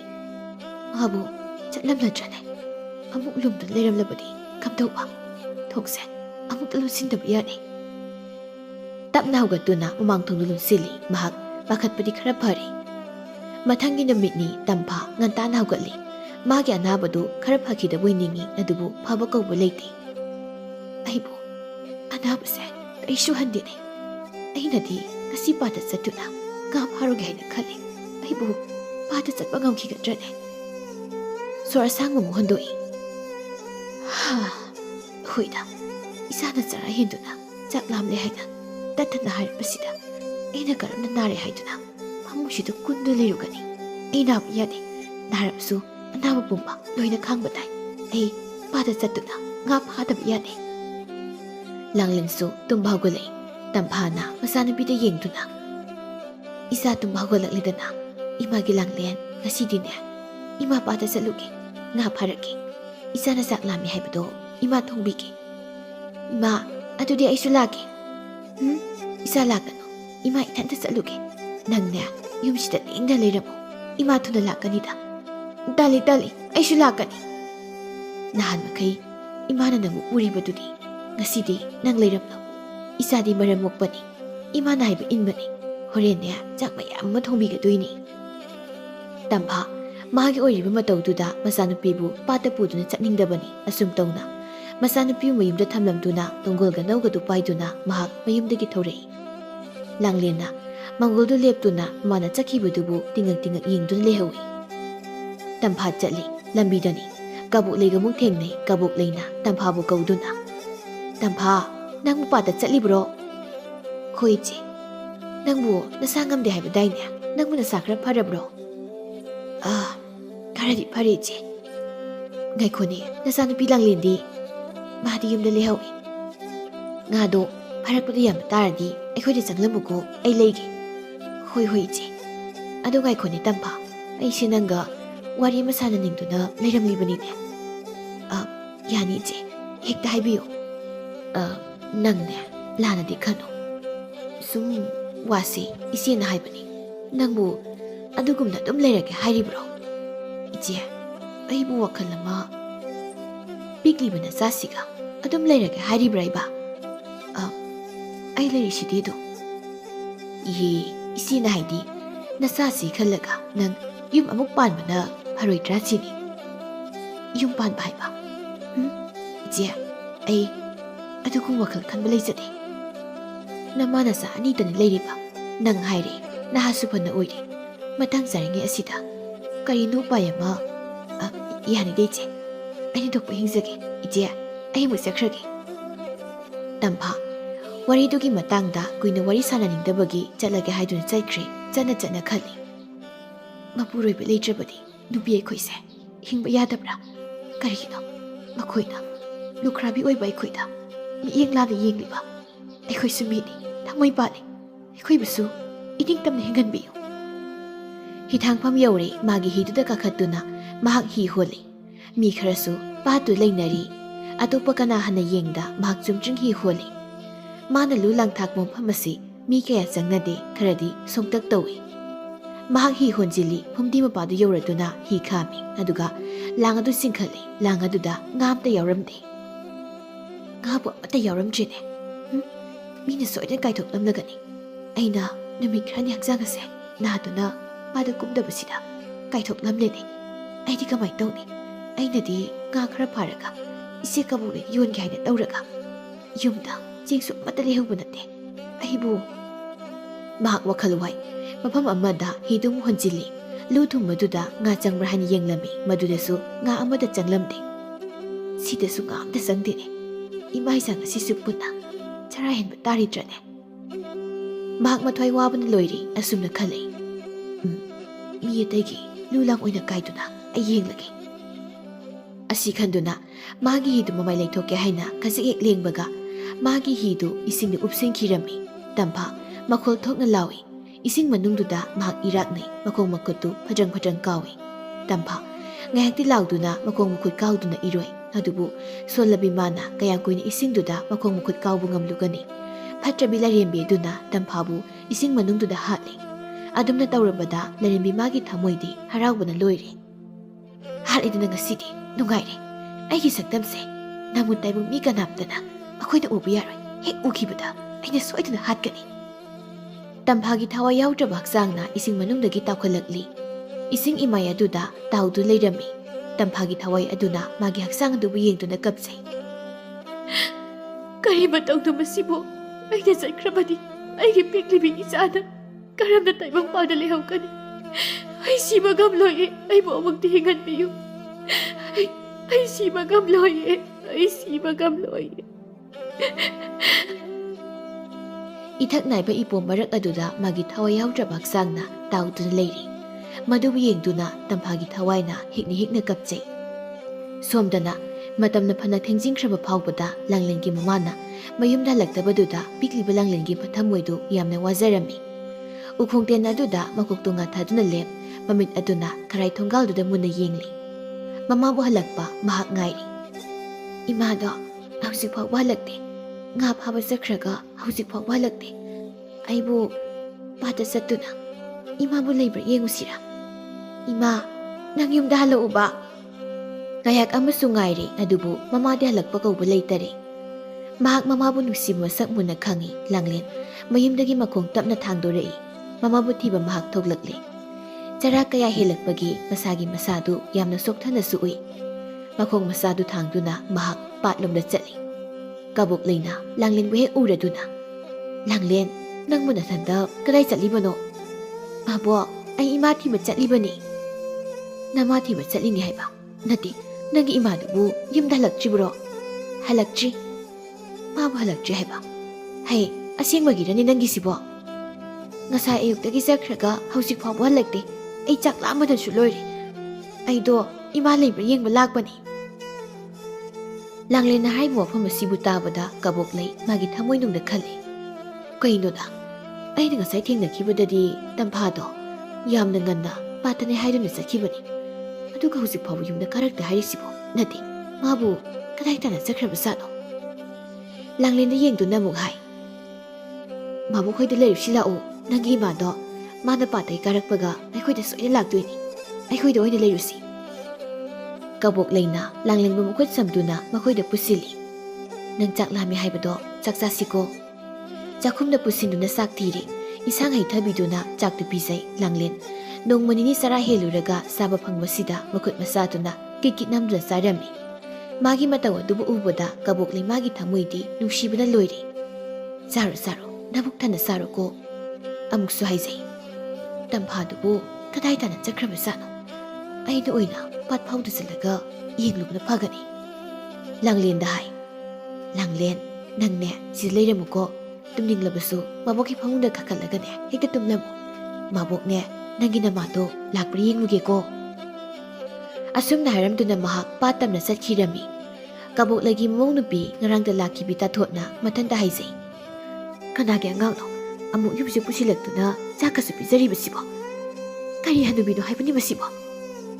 ꯇꯥꯊꯣꯠ ꯄ꯭ꯔꯞ ꯄ꯭ꯔꯞ ꯃꯃꯥꯒꯤ ꯐꯃꯨꯡ ꯇꯝꯅ ꯆꯠꯂꯤ. ꯐꯃꯨꯡ ꯑꯗꯨꯗ ꯂꯥꯡꯂꯦꯟ ꯃꯍꯥꯛ ꯐꯝꯗꯨꯅ ꯂꯩꯔꯤ. ꯇꯥꯊꯣꯠꯅ ꯍꯪꯉꯤ, ꯍꯩ, ꯅꯪꯕꯨ ꯀꯅꯥꯏ ꯃꯆꯥꯅꯣ? ꯇꯝꯐꯥꯒꯤ ꯃꯆꯥꯅꯤ.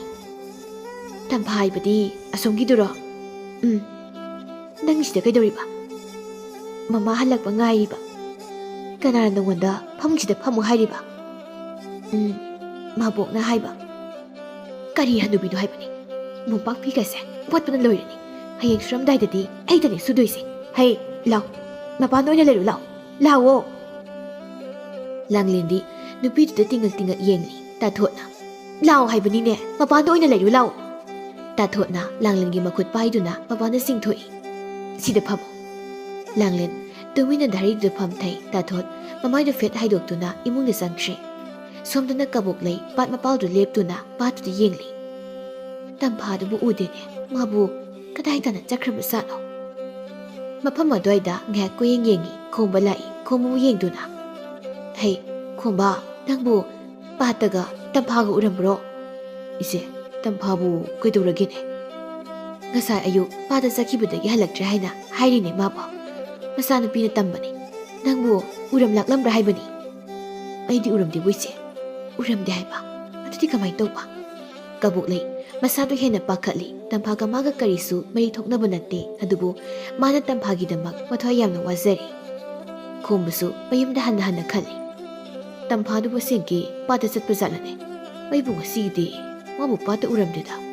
ꯃꯥꯕꯨ ꯍꯥꯏꯐꯝ ꯈꯪꯗ ꯃꯍꯥꯛꯁꯨ ꯆꯠꯂꯤ. ꯀꯕꯣꯛꯂꯩ ꯃꯐꯝꯗꯨꯗ ꯉꯥꯏꯍꯥꯛ ꯀꯣꯏꯆꯠ ꯆꯠꯇꯨꯅ ꯌꯦꯡꯉꯤ. ꯑꯗꯨꯕꯨ ꯇꯝꯐꯥꯗꯤ ꯎꯕ ꯀꯧꯕ ꯂꯩꯇꯦ. ꯅꯨꯃꯤꯗꯥꯡ ꯋꯥꯏꯔꯝ ꯑꯣꯏꯁꯤꯟꯈ꯭ꯔꯦ.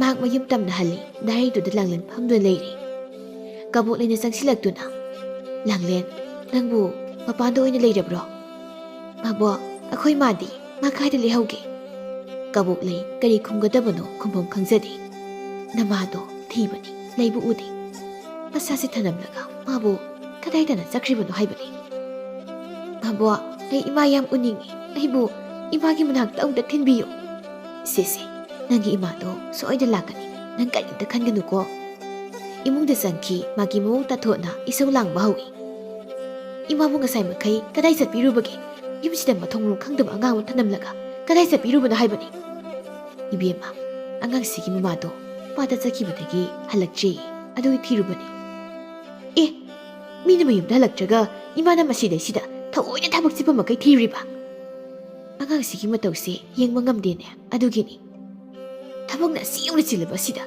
깨하던 예고네 미기 마사가이세 윰식 부시느나 짜기비지 해보니 이마 레이바 강사 얌투는 윰 잘난 거고 하이 마탄다 그러는 잘난 거도이도 마마도 라키서노 ꯍꯣ ꯄꯨꯛꯆꯦꯜ ꯆꯥꯎꯕ ꯌꯥꯝꯅ ꯁꯥꯕꯤꯔꯛꯂꯒꯅꯨꯋꯣ ꯑꯩꯅ ꯆꯠꯍꯟꯈ꯭ꯔꯣ ꯍꯥꯏꯅ ꯐꯖꯅ ꯍꯥꯏꯔꯤꯕꯁꯤꯅꯤ ꯃꯃꯥꯗꯨꯒꯤ ꯂꯩꯐꯝ ꯈꯪꯗ꯭ꯔꯤꯕꯅꯤ ꯌꯨꯝꯗꯨꯗ ꯃꯃꯥ ꯃꯆꯥ ꯃꯈꯣꯏ ꯑꯅꯤꯗ ꯂꯩꯕꯅꯤ ꯀꯔꯝꯅ ꯃꯊꯟꯇ ꯆꯠꯍꯟꯒꯗꯧꯔꯤꯕꯅꯣꯅꯦ ꯑꯗꯨꯗ ꯑꯩ ꯀꯔꯤꯝꯇ ꯈꯪꯗꯦ ꯌꯥꯝꯅ ꯊꯨꯅ ꯆꯠꯍꯟꯈ꯭ꯔꯣ ꯍꯥꯏꯔꯤꯕꯁꯤꯅꯤ ꯑꯗꯨ ꯅꯠꯇ꯭ꯔꯒꯅ ꯑꯩꯅ ꯑꯣꯏꯅ ꯇꯥꯟꯈꯤꯗꯣꯏꯕ ꯕꯦꯝꯃ ꯅꯪꯒꯤ ꯄꯨꯛꯆꯦꯜ ꯁꯤꯗꯤꯕꯀꯣ ꯄꯨꯛꯆꯦꯜ ꯍꯥꯏꯕꯨ ꯀꯩꯅꯣ ꯑꯩꯅ ꯍꯥꯏꯕ ꯋꯥꯁꯤꯕꯨ ꯅꯠꯇꯦ ꯃꯁꯤꯕꯨ ꯂꯥꯟꯕ꯭ꯔꯕ 이몽다 마코이 아니 얌나 까나 라우나리 랑렌 마코이니 이몽다 라우나리부도 따이 마마이도 레이톡두나 이몽놈다 무나 예ing두나 레이 마코이나 하이나리부도 까리노 하이바 마학 로이나 캉이 아두부 안강 마학나 까리 하이자루가니 랑렌 팜람부도 하우갈레이 마코이나 딴중이 마사나 캉나 마학 마콩 탕두나 톡레이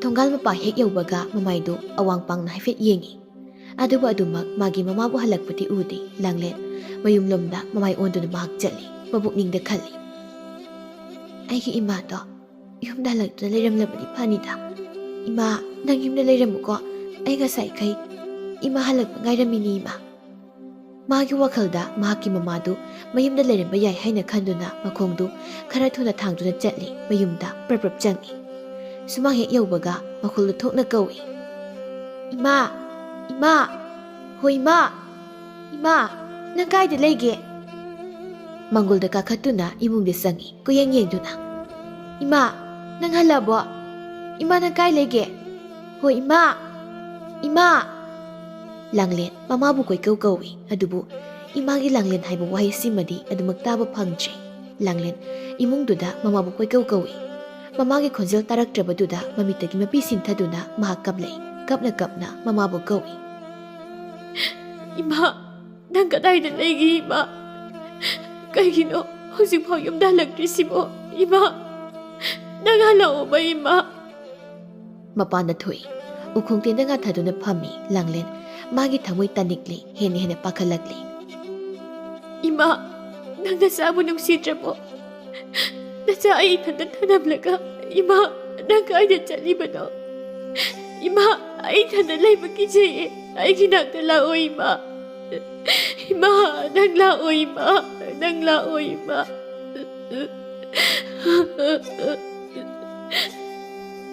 멈싱트리, 붕모 멈싱트리. 랑렌 하우가뚜나 이몽드 탑나 쌍이. 파웅다 마학 힙타이. 나한 마카이수 파뭉다 마마가 뿜나 뚜미나바니. ngasi디 마기 마마 할락트리. 마학 아무 갑레이 마기 밀루아니다기 심타라고 삐랑도 아tat나 감레이트리. 이마, 낭부 까이드 레이게. 이마 윰다 할로오. 이마, ꯑꯩ ꯏꯊꯟꯇ ꯂꯩꯕ ꯀꯤꯖꯩꯌꯦ ꯏꯃꯥ ꯅꯪ ꯍꯜꯂꯛꯑꯣ ꯏꯃꯥ ꯑꯍꯤꯡ ꯑꯗꯨꯝꯕ ꯂꯥꯡꯂꯦꯟ ꯀꯞꯅ ꯀꯞꯅ ꯃꯃꯥꯕꯨ ꯀꯧꯗꯨꯅ ꯂꯦꯜꯂꯤ ꯃꯊꯪꯒꯤ ꯑꯌꯨꯛꯅꯤ ꯂꯥꯡꯂꯦꯟ ꯑꯌꯨꯛ ꯉꯟꯇꯥ ꯍꯧꯒꯠꯂꯤ ꯄꯥꯇꯝꯅ ꯃꯍꯥꯛ ꯃꯊꯟꯇ ꯆꯠꯂꯤ ꯍꯤꯊꯥꯡꯐꯝꯗ ꯈꯝꯂꯝꯕ ꯍꯤ ꯑꯃꯗ ꯃꯍꯥꯛ ꯇꯣꯡꯈꯠꯂꯤ ꯍꯤꯗꯨ ꯍꯣꯟꯕ ꯍꯩꯕꯣꯏ ꯍꯩꯇꯕꯣꯏ ꯃꯍꯥꯛ ꯃꯈꯨꯠ ꯃꯁꯥꯗꯨꯅ ꯅꯧꯗꯨ ꯄꯥꯏꯗꯨꯅ ꯍꯤ ꯍꯣꯜꯂꯤ ꯃꯃꯥꯅ ꯍꯦꯛ ꯉꯥ ꯐꯥꯕ ꯃꯐꯝ ꯑꯗꯨꯗ ꯃꯍꯥꯛ ꯍꯤ ꯍꯣꯜꯂꯤ ꯑꯁꯨꯝꯅ ꯍꯣꯜꯂꯛꯄꯅ ꯃꯐꯝꯗꯨ ꯌꯧꯁꯤꯜꯂꯛꯂꯤ ꯃꯇꯝ ꯑꯁꯤꯗ ꯏꯁꯤꯡ ꯏꯃꯥꯏꯗ ꯍꯤ ꯑꯃꯅ ꯇꯥꯎꯗꯨꯅ ꯂꯩꯔꯤꯕꯗꯨ ꯃꯍꯥꯛ ꯎꯔꯦ ꯃꯃꯤꯠꯇꯨꯅ ꯃꯗꯨ ꯃꯨꯟꯅ ꯌꯦꯡꯉꯤ ꯑꯁꯤꯗ ꯇꯥꯎꯗꯨꯅ ꯂꯩꯔꯤꯕ ꯍꯤꯁꯦ ꯑꯩꯈꯣꯏꯒꯤ ꯍꯤꯗꯨꯅꯤ ꯍꯤꯁꯦ ꯏꯃꯥꯅ ꯊꯧꯕꯅꯤ ꯑꯩꯒꯤ ꯏꯃꯥꯗꯨꯕꯨ Hidu tapna honjili hana yenglubada taudu lariba hi adugi nakalda karigumba amana tauduna laribadusu urami. Madubu ubada mahaki thamoi adu jingnaba sumsum phauраklami. Tamphagi thawa yaudraba haksangna ising mathaktuda tauduna lairi. Langlena hi honjinduna yinglu matamdadi taudu laribadu mahaki mama oidu lairamle. Ima, kari matawna ima. Ima na taramlimasimu karino ima. Mamagi haksangnu konduna mahakapi. Ima, nachay mo thadok na chalabrani ima. Si mitpango. Ima, mitpango si nachay mo nung sidra mo ima. Si ima, mitpango. Ima di malay ni. Ma, si ako lo ima. Yung dala si ima. Ima, yung dala si ima. Adubu mahaki mama tamphadi masagi tengthakol adu karisu tada makai tumina dumak lairi. Ima, nachay mo kanaga lehawa ima no. Ima na aigi pabahalakan ni hay manusu ngasi pabalagte. Ima, nang sunasay mo tanong to na dyan labaro. Ima, ay tanay yung magamsaro. Nachay su, ima kimatong injarak. Ima, nachay mo ngayram ko ima. Ay sulaki ima. Angang oiba magi thamoy do khang mangamlakri. Mama kaina may sakna magi thamoy layom do lamay kumchakli. Langlet, ibang irel arubo do da songthaduna mahaksu thawai tharage haina chap yung nakhali. Langlet, hi mathak to lepkhatli mamagi saktambu nushina yengduna. Ima, nasa lakli ko. Ima kitang pangta. Nagahida na tumsama pangsige ko ima. Tanja sida kabuklay. Magi hidu yamna thuna honjilay. Langlen, nangong tangay ko. Langlen, nang natawgi khalibado madulali. Nangay ko Langlen. Hidu zarjar honjili Langlen bu makutu na pai. Karigino, nang nalurubay singasida. Jong tagay na tawriba. Nang mungaw bro. Langlen, may thong aduma pinapung tsoli makutuna. Mamagi haksang aduda tinduna hay. Ay imagi managda chat kita uban ni mapo. Ay imagi managda chat sakrik. Ay bukam laga do. Ay imagi managda chat ninge. Ay bukam ka do. Kabuklay masu hek yang thoklui. Tamphagi haksang na tao to laribadu mahang na ururi madubu ubada mahak ingangai. Tampha, kari mataw no. Nang natawrin mi basibo. Tampha, nang nasamo nung sidra mo. Kari natawrin mi mataw basibo. Asumna, mapam maduma mikop miraw kolta na tantre.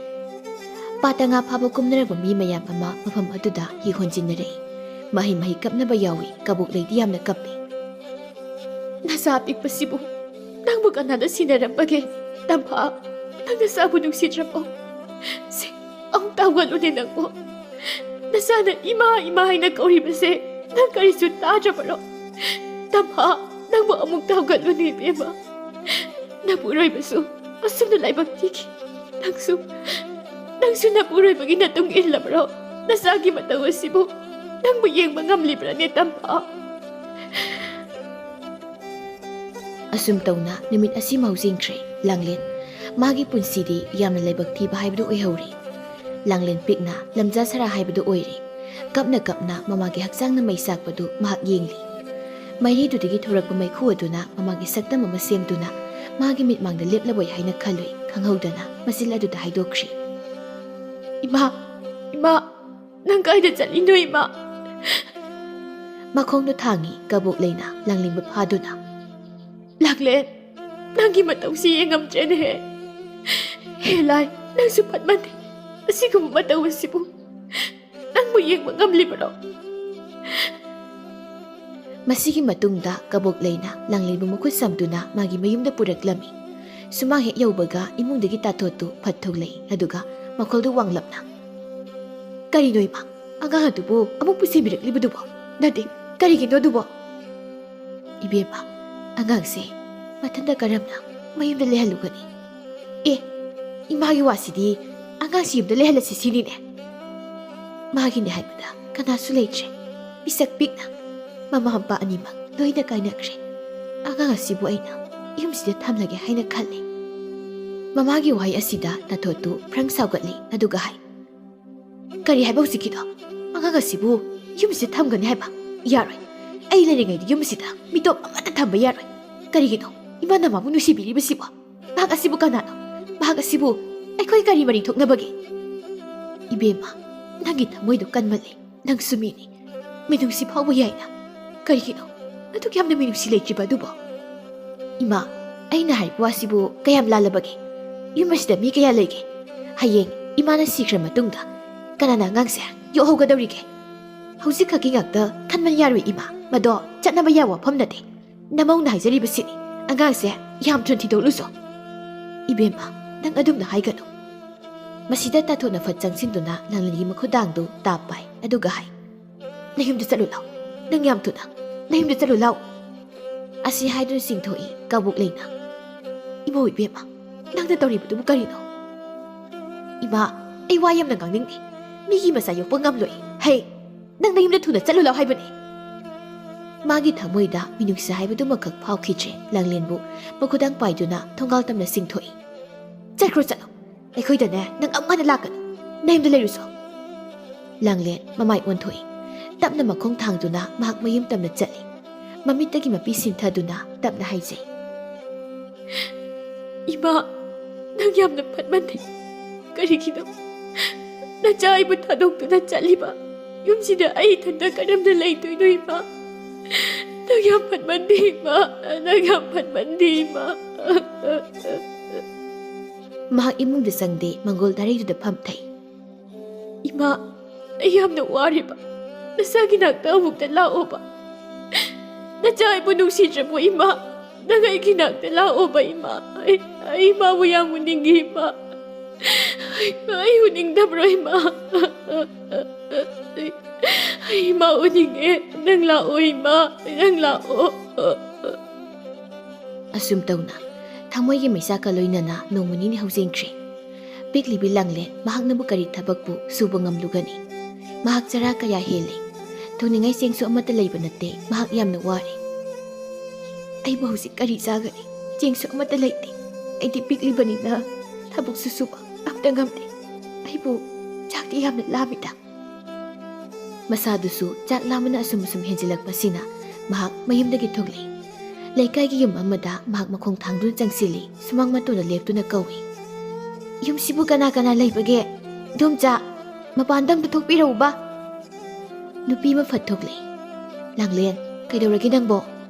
ꯏꯗꯣꯝꯆꯥ, ꯑꯩ ꯆꯥꯛ ꯌꯥꯝꯅ ꯂꯥꯝꯃꯤ, ꯆꯥꯛ ꯈꯤꯇ ꯄꯤꯖꯕꯤꯌꯨ꯫ ꯅꯪꯕꯨ ꯍꯛꯆꯥꯡꯒꯗꯣ ꯏꯁꯣꯟ ꯁꯣꯟꯅ ꯎꯔꯦ, ꯂꯥꯎ ꯂꯥꯎ ꯁꯤꯗ ꯐꯝꯂꯨ ꯂꯥꯎ, ꯏꯗꯣꯝꯆꯥꯅꯦ ꯅꯪ ꯆꯥꯛ ꯄꯤꯖꯒꯦ꯫ ꯂꯥꯡꯂꯦꯟ ꯆꯪꯁꯤꯟꯗꯨꯅ ꯐꯝꯊꯩ꯫ ꯅꯨꯄꯤꯗꯨꯅ ꯆꯥꯛ ꯏꯟꯁꯥꯡ ꯄꯨꯊꯣꯔꯛꯏ꯫ ꯁꯤ ꯆꯥꯔꯣ꯫ ꯃꯕꯨꯛ ꯂꯥꯝꯕꯅ ꯂꯣꯏꯔꯕ ꯂꯥꯡꯂꯦꯟ ꯆꯥꯛꯇꯨ ꯎꯕꯗ ꯃꯇꯤꯟ ꯀꯨꯠ ꯌꯣꯠꯈꯤꯕ ꯈꯪꯍꯧꯗꯦ꯫ ꯃꯈꯨꯠꯇꯨꯅ ꯆꯥꯛꯇꯨ ꯈꯣꯊꯗꯨꯅ ꯀꯤꯀꯤ ꯅꯝꯗꯨꯅ ꯃꯍꯥꯛ ꯆꯥꯏ꯫ ꯅꯨꯄꯤꯗꯨꯅ ꯌꯦꯡꯗꯨꯅ, ꯍꯥꯎꯕ꯭ꯔꯣ ꯅꯪꯕꯣ?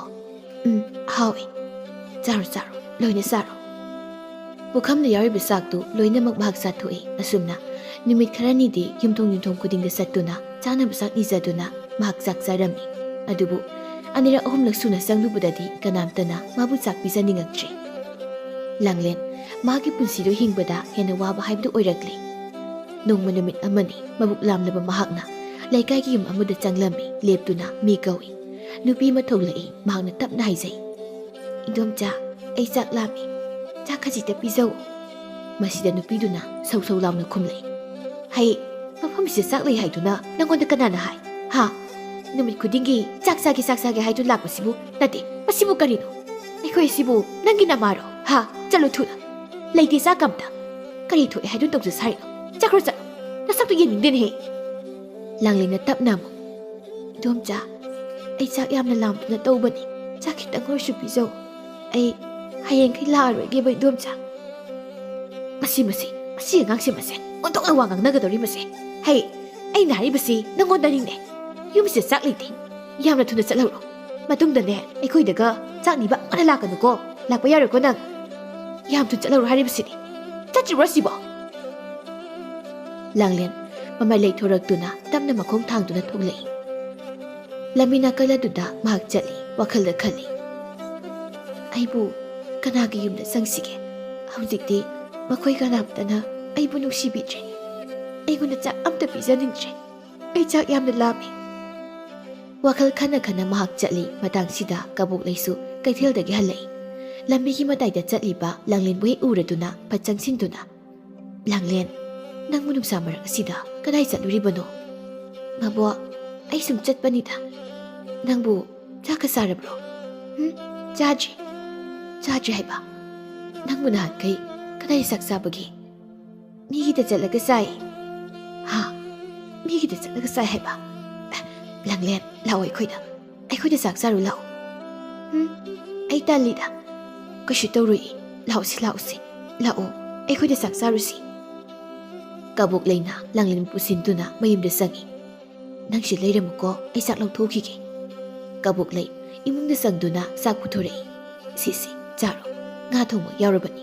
ꯆꯥꯊꯣꯛꯑꯣ ꯂꯥꯡꯂꯦꯟ ꯆꯥꯛ ꯆꯥꯕ ꯍꯧꯏ ꯃꯇꯥꯡꯁꯤꯗ ꯏꯃꯨꯡꯗꯒꯤ ꯇꯥꯊꯣꯠꯇꯨ ꯐꯠ ꯊꯣꯛꯂꯛꯏ ꯃꯄꯥꯅ ꯂꯥꯡꯂꯦꯟꯅ ꯆꯥꯛ ꯆꯥꯔꯤꯕꯗꯨ ꯃꯍꯥꯛ ꯎꯔꯦ ꯃꯍꯥꯛ ꯈꯪꯁꯥꯎ ꯁꯥꯎꯏ ꯑꯃꯨꯛꯁꯨ ꯃꯁꯤꯒꯤ ꯑꯉꯥꯡꯁꯦ ꯄꯨꯁꯤꯟꯗꯨꯅ ꯆꯥꯛ ꯄꯤꯖꯔꯝꯃꯦꯅ ꯇꯧꯔꯤꯁꯦ ꯈꯔ ꯆꯪꯁꯤꯟꯗꯨꯅ ꯃꯈꯥ ꯇꯥꯏ ꯑꯩꯅ ꯍꯣꯔꯦꯟ ꯋꯥꯏ ꯅꯨꯡꯊꯤꯟꯗ ꯆꯔꯥ ꯋꯥꯟꯒꯦ ꯍꯥꯏꯅ ꯈꯟꯗꯨꯅ ꯈꯪꯅꯕ ꯆꯥꯛ ꯏꯟꯁꯥꯡꯁꯤꯕꯨ ꯃꯁꯤꯕꯨ ꯂꯣꯏꯅ ꯄꯨꯊꯣꯛꯇꯨꯅ ꯑꯉꯥꯡꯁꯤꯗ ꯄꯤꯖꯕ ꯀꯩꯁꯨ ꯆꯥꯏ ꯏꯃꯥꯅ ꯇꯧꯕꯤꯔꯤꯕꯁꯤꯕꯨ ꯀꯔꯤꯅꯣ ꯃꯁꯤꯒꯤ ꯑꯉꯥꯡꯁꯦ ꯌꯨꯝꯁꯤꯗ ꯑꯃꯨꯛ ꯍꯟꯅ ꯄꯨꯁꯤꯟꯕꯤꯔꯛꯀꯅꯣ ꯍꯥꯏꯅ ꯍꯟꯖꯤꯟ ꯍꯥꯏꯈ꯭ꯔꯕ ꯅꯠꯇ꯭ꯔꯣ ꯑꯩꯅ ꯏꯃꯧ ꯏꯕꯦꯝꯃ ꯑꯉꯥꯡꯁꯦ ꯂꯝꯕꯤꯗ ꯆꯠꯇꯨ ꯂꯩꯔꯝꯕ ꯆꯥꯛꯁꯨ ꯆꯥꯗ꯭ꯔꯤ ꯍꯥꯏꯌꯦ ꯈꯖꯤꯛꯇꯪ ꯄꯤꯖꯕꯁꯤꯕꯨ ꯃꯁꯤꯕꯨ ꯀꯩꯗꯧꯏ ꯍꯥꯏꯕꯒꯦ ꯈꯖꯤꯛ ꯑꯣꯏꯔꯕꯁꯨ ꯄꯤꯖꯕ ꯌꯥꯗꯦ ꯑꯩꯅ ꯌꯥꯗꯦ ꯌꯥꯝ ꯄꯤꯖꯅꯤꯡꯂꯕꯅꯤꯅ ꯍꯧꯖꯤꯛ ꯑꯁꯤ ꯍꯥꯏꯗꯨꯅ ꯃꯈꯨꯠꯇꯨ ꯂꯥꯝꯗꯨꯅ ꯂꯥꯡꯂꯦꯟꯅ ꯆꯥꯛ ꯆꯥꯔꯤꯕ ꯄꯨꯈꯝ ꯑꯗꯨ ꯇꯥꯞꯄ ꯍꯥꯏꯗꯨꯅ ꯁꯨꯃꯥꯡꯗꯨ ꯂꯪꯉꯤ ꯐꯔꯦꯅꯤ ꯁꯤ ꯑꯣꯏꯔꯗꯤ ꯐꯔꯛꯅꯤꯕ ꯆꯥꯔꯣꯗꯅ ꯆꯥꯈꯣꯕ ꯆꯥꯛꯇꯣ ꯆꯥꯈꯨꯑꯣ ꯌꯥꯝꯅ ꯆꯥꯅꯤꯡꯕꯗꯥꯏꯅꯦ ꯆꯥꯔꯣꯕ ꯍꯧꯖꯤꯛ ꯑꯁꯨꯛ ꯌꯥꯝꯅ ꯉꯥꯡꯅꯕꯁꯤꯕꯨ ꯀꯔꯤꯅꯣ 이모 이베마 낭길 남자세 이마다 세는 나이고 낭부 누피로 당시부 마마로 낭이나 남시기 하르바디 남이다 나사 아마도 우부 팡르고나 히라이마 와기 왔으면 순강비요 까이슈레이다 방강시가 아이가 각장 남나비가노 마학 아시부 가나노 헤이디 아무 마사 강디 낭이 타모이나 떠우서리부 나벌 가야도 농마디 소이란 띵락히니 낭나 가시 혼독리부 싹사라시기 마말디 낭 소이란 농무디 낭 농무디 강락히니 하하요 노부노 쓰닝드라 호이마 아이세 이나 까이라 쿤베이 무드기 하우락바니 마시 마카 까우비가노 팜두나 라이리바 랑린다 옌두나 마카 타이 헤이 낭 하우직 파부 시데 까이다우리 얌 툰하고노 툰나 살로 아이디 나원다 마험지 락바 야데 하이나 하이바 나트로 카리 마사나 마시보 짤로 툰나 ꯑꯁꯤ ꯍꯥꯏꯗꯨꯅ ꯂꯥꯡꯂꯦꯟꯒꯤ ꯃꯈꯨꯗꯥꯡꯗꯨ ꯄꯥꯏꯗꯨꯅ ꯆꯤꯡꯈꯠꯂꯤ ꯂꯥꯡꯂꯦꯟꯕꯨ ꯏꯜꯂꯤ ꯂꯥꯡꯂꯦꯟ ꯌꯨꯝꯗꯨꯗꯒꯤ ꯊꯣꯛꯂꯛꯏ ꯃꯍꯥꯛ ꯀꯞꯄꯤ ꯃꯃꯤꯠꯇꯒꯤ ꯃꯄꯤ ꯇꯥꯏ 이마 나자에게 이따우시 우르바 나트로 이마 나자나수 남자 마사 오이두나 마마랑 강달리바 분시시부 우르가 난 뺀보 오유고 이마 나자기 분시세 얌누가이레가 시리 나자 얌누가이네 힝리 이마 얌누가이네 힝리 이마 ꯑꯁꯤ ꯍꯥꯏꯗꯨꯅ ꯃꯍꯥꯛ ꯄꯦꯟꯅ ꯀꯞꯆꯩ ꯑꯁꯨꯝ ꯆꯠꯄꯅ ꯍꯤꯊꯥꯡꯐꯝ ꯑꯗꯨ ꯌꯧꯔꯤ ꯈꯥꯝꯗꯨ ꯂꯩꯔꯝꯕ ꯍꯤ ꯑꯃꯗ ꯃꯍꯥꯛ ꯀꯥꯈꯠꯂꯤ ꯍꯤ ꯍꯣꯟꯗꯨꯅ ꯃꯃꯥꯒꯤ ꯍꯛꯆꯥꯡꯅ ꯇꯥꯎꯗꯨꯅ ꯂꯩꯔꯝꯈꯤꯕ ꯃꯐꯝ ꯑꯗꯨ ꯇꯝꯅ ꯍꯤ ꯍꯣꯜꯂꯝꯃꯤ ꯃꯐꯝꯗꯨ ꯎꯕꯗ ꯃꯍꯥꯛ ꯍꯤ ꯀꯞꯄꯤ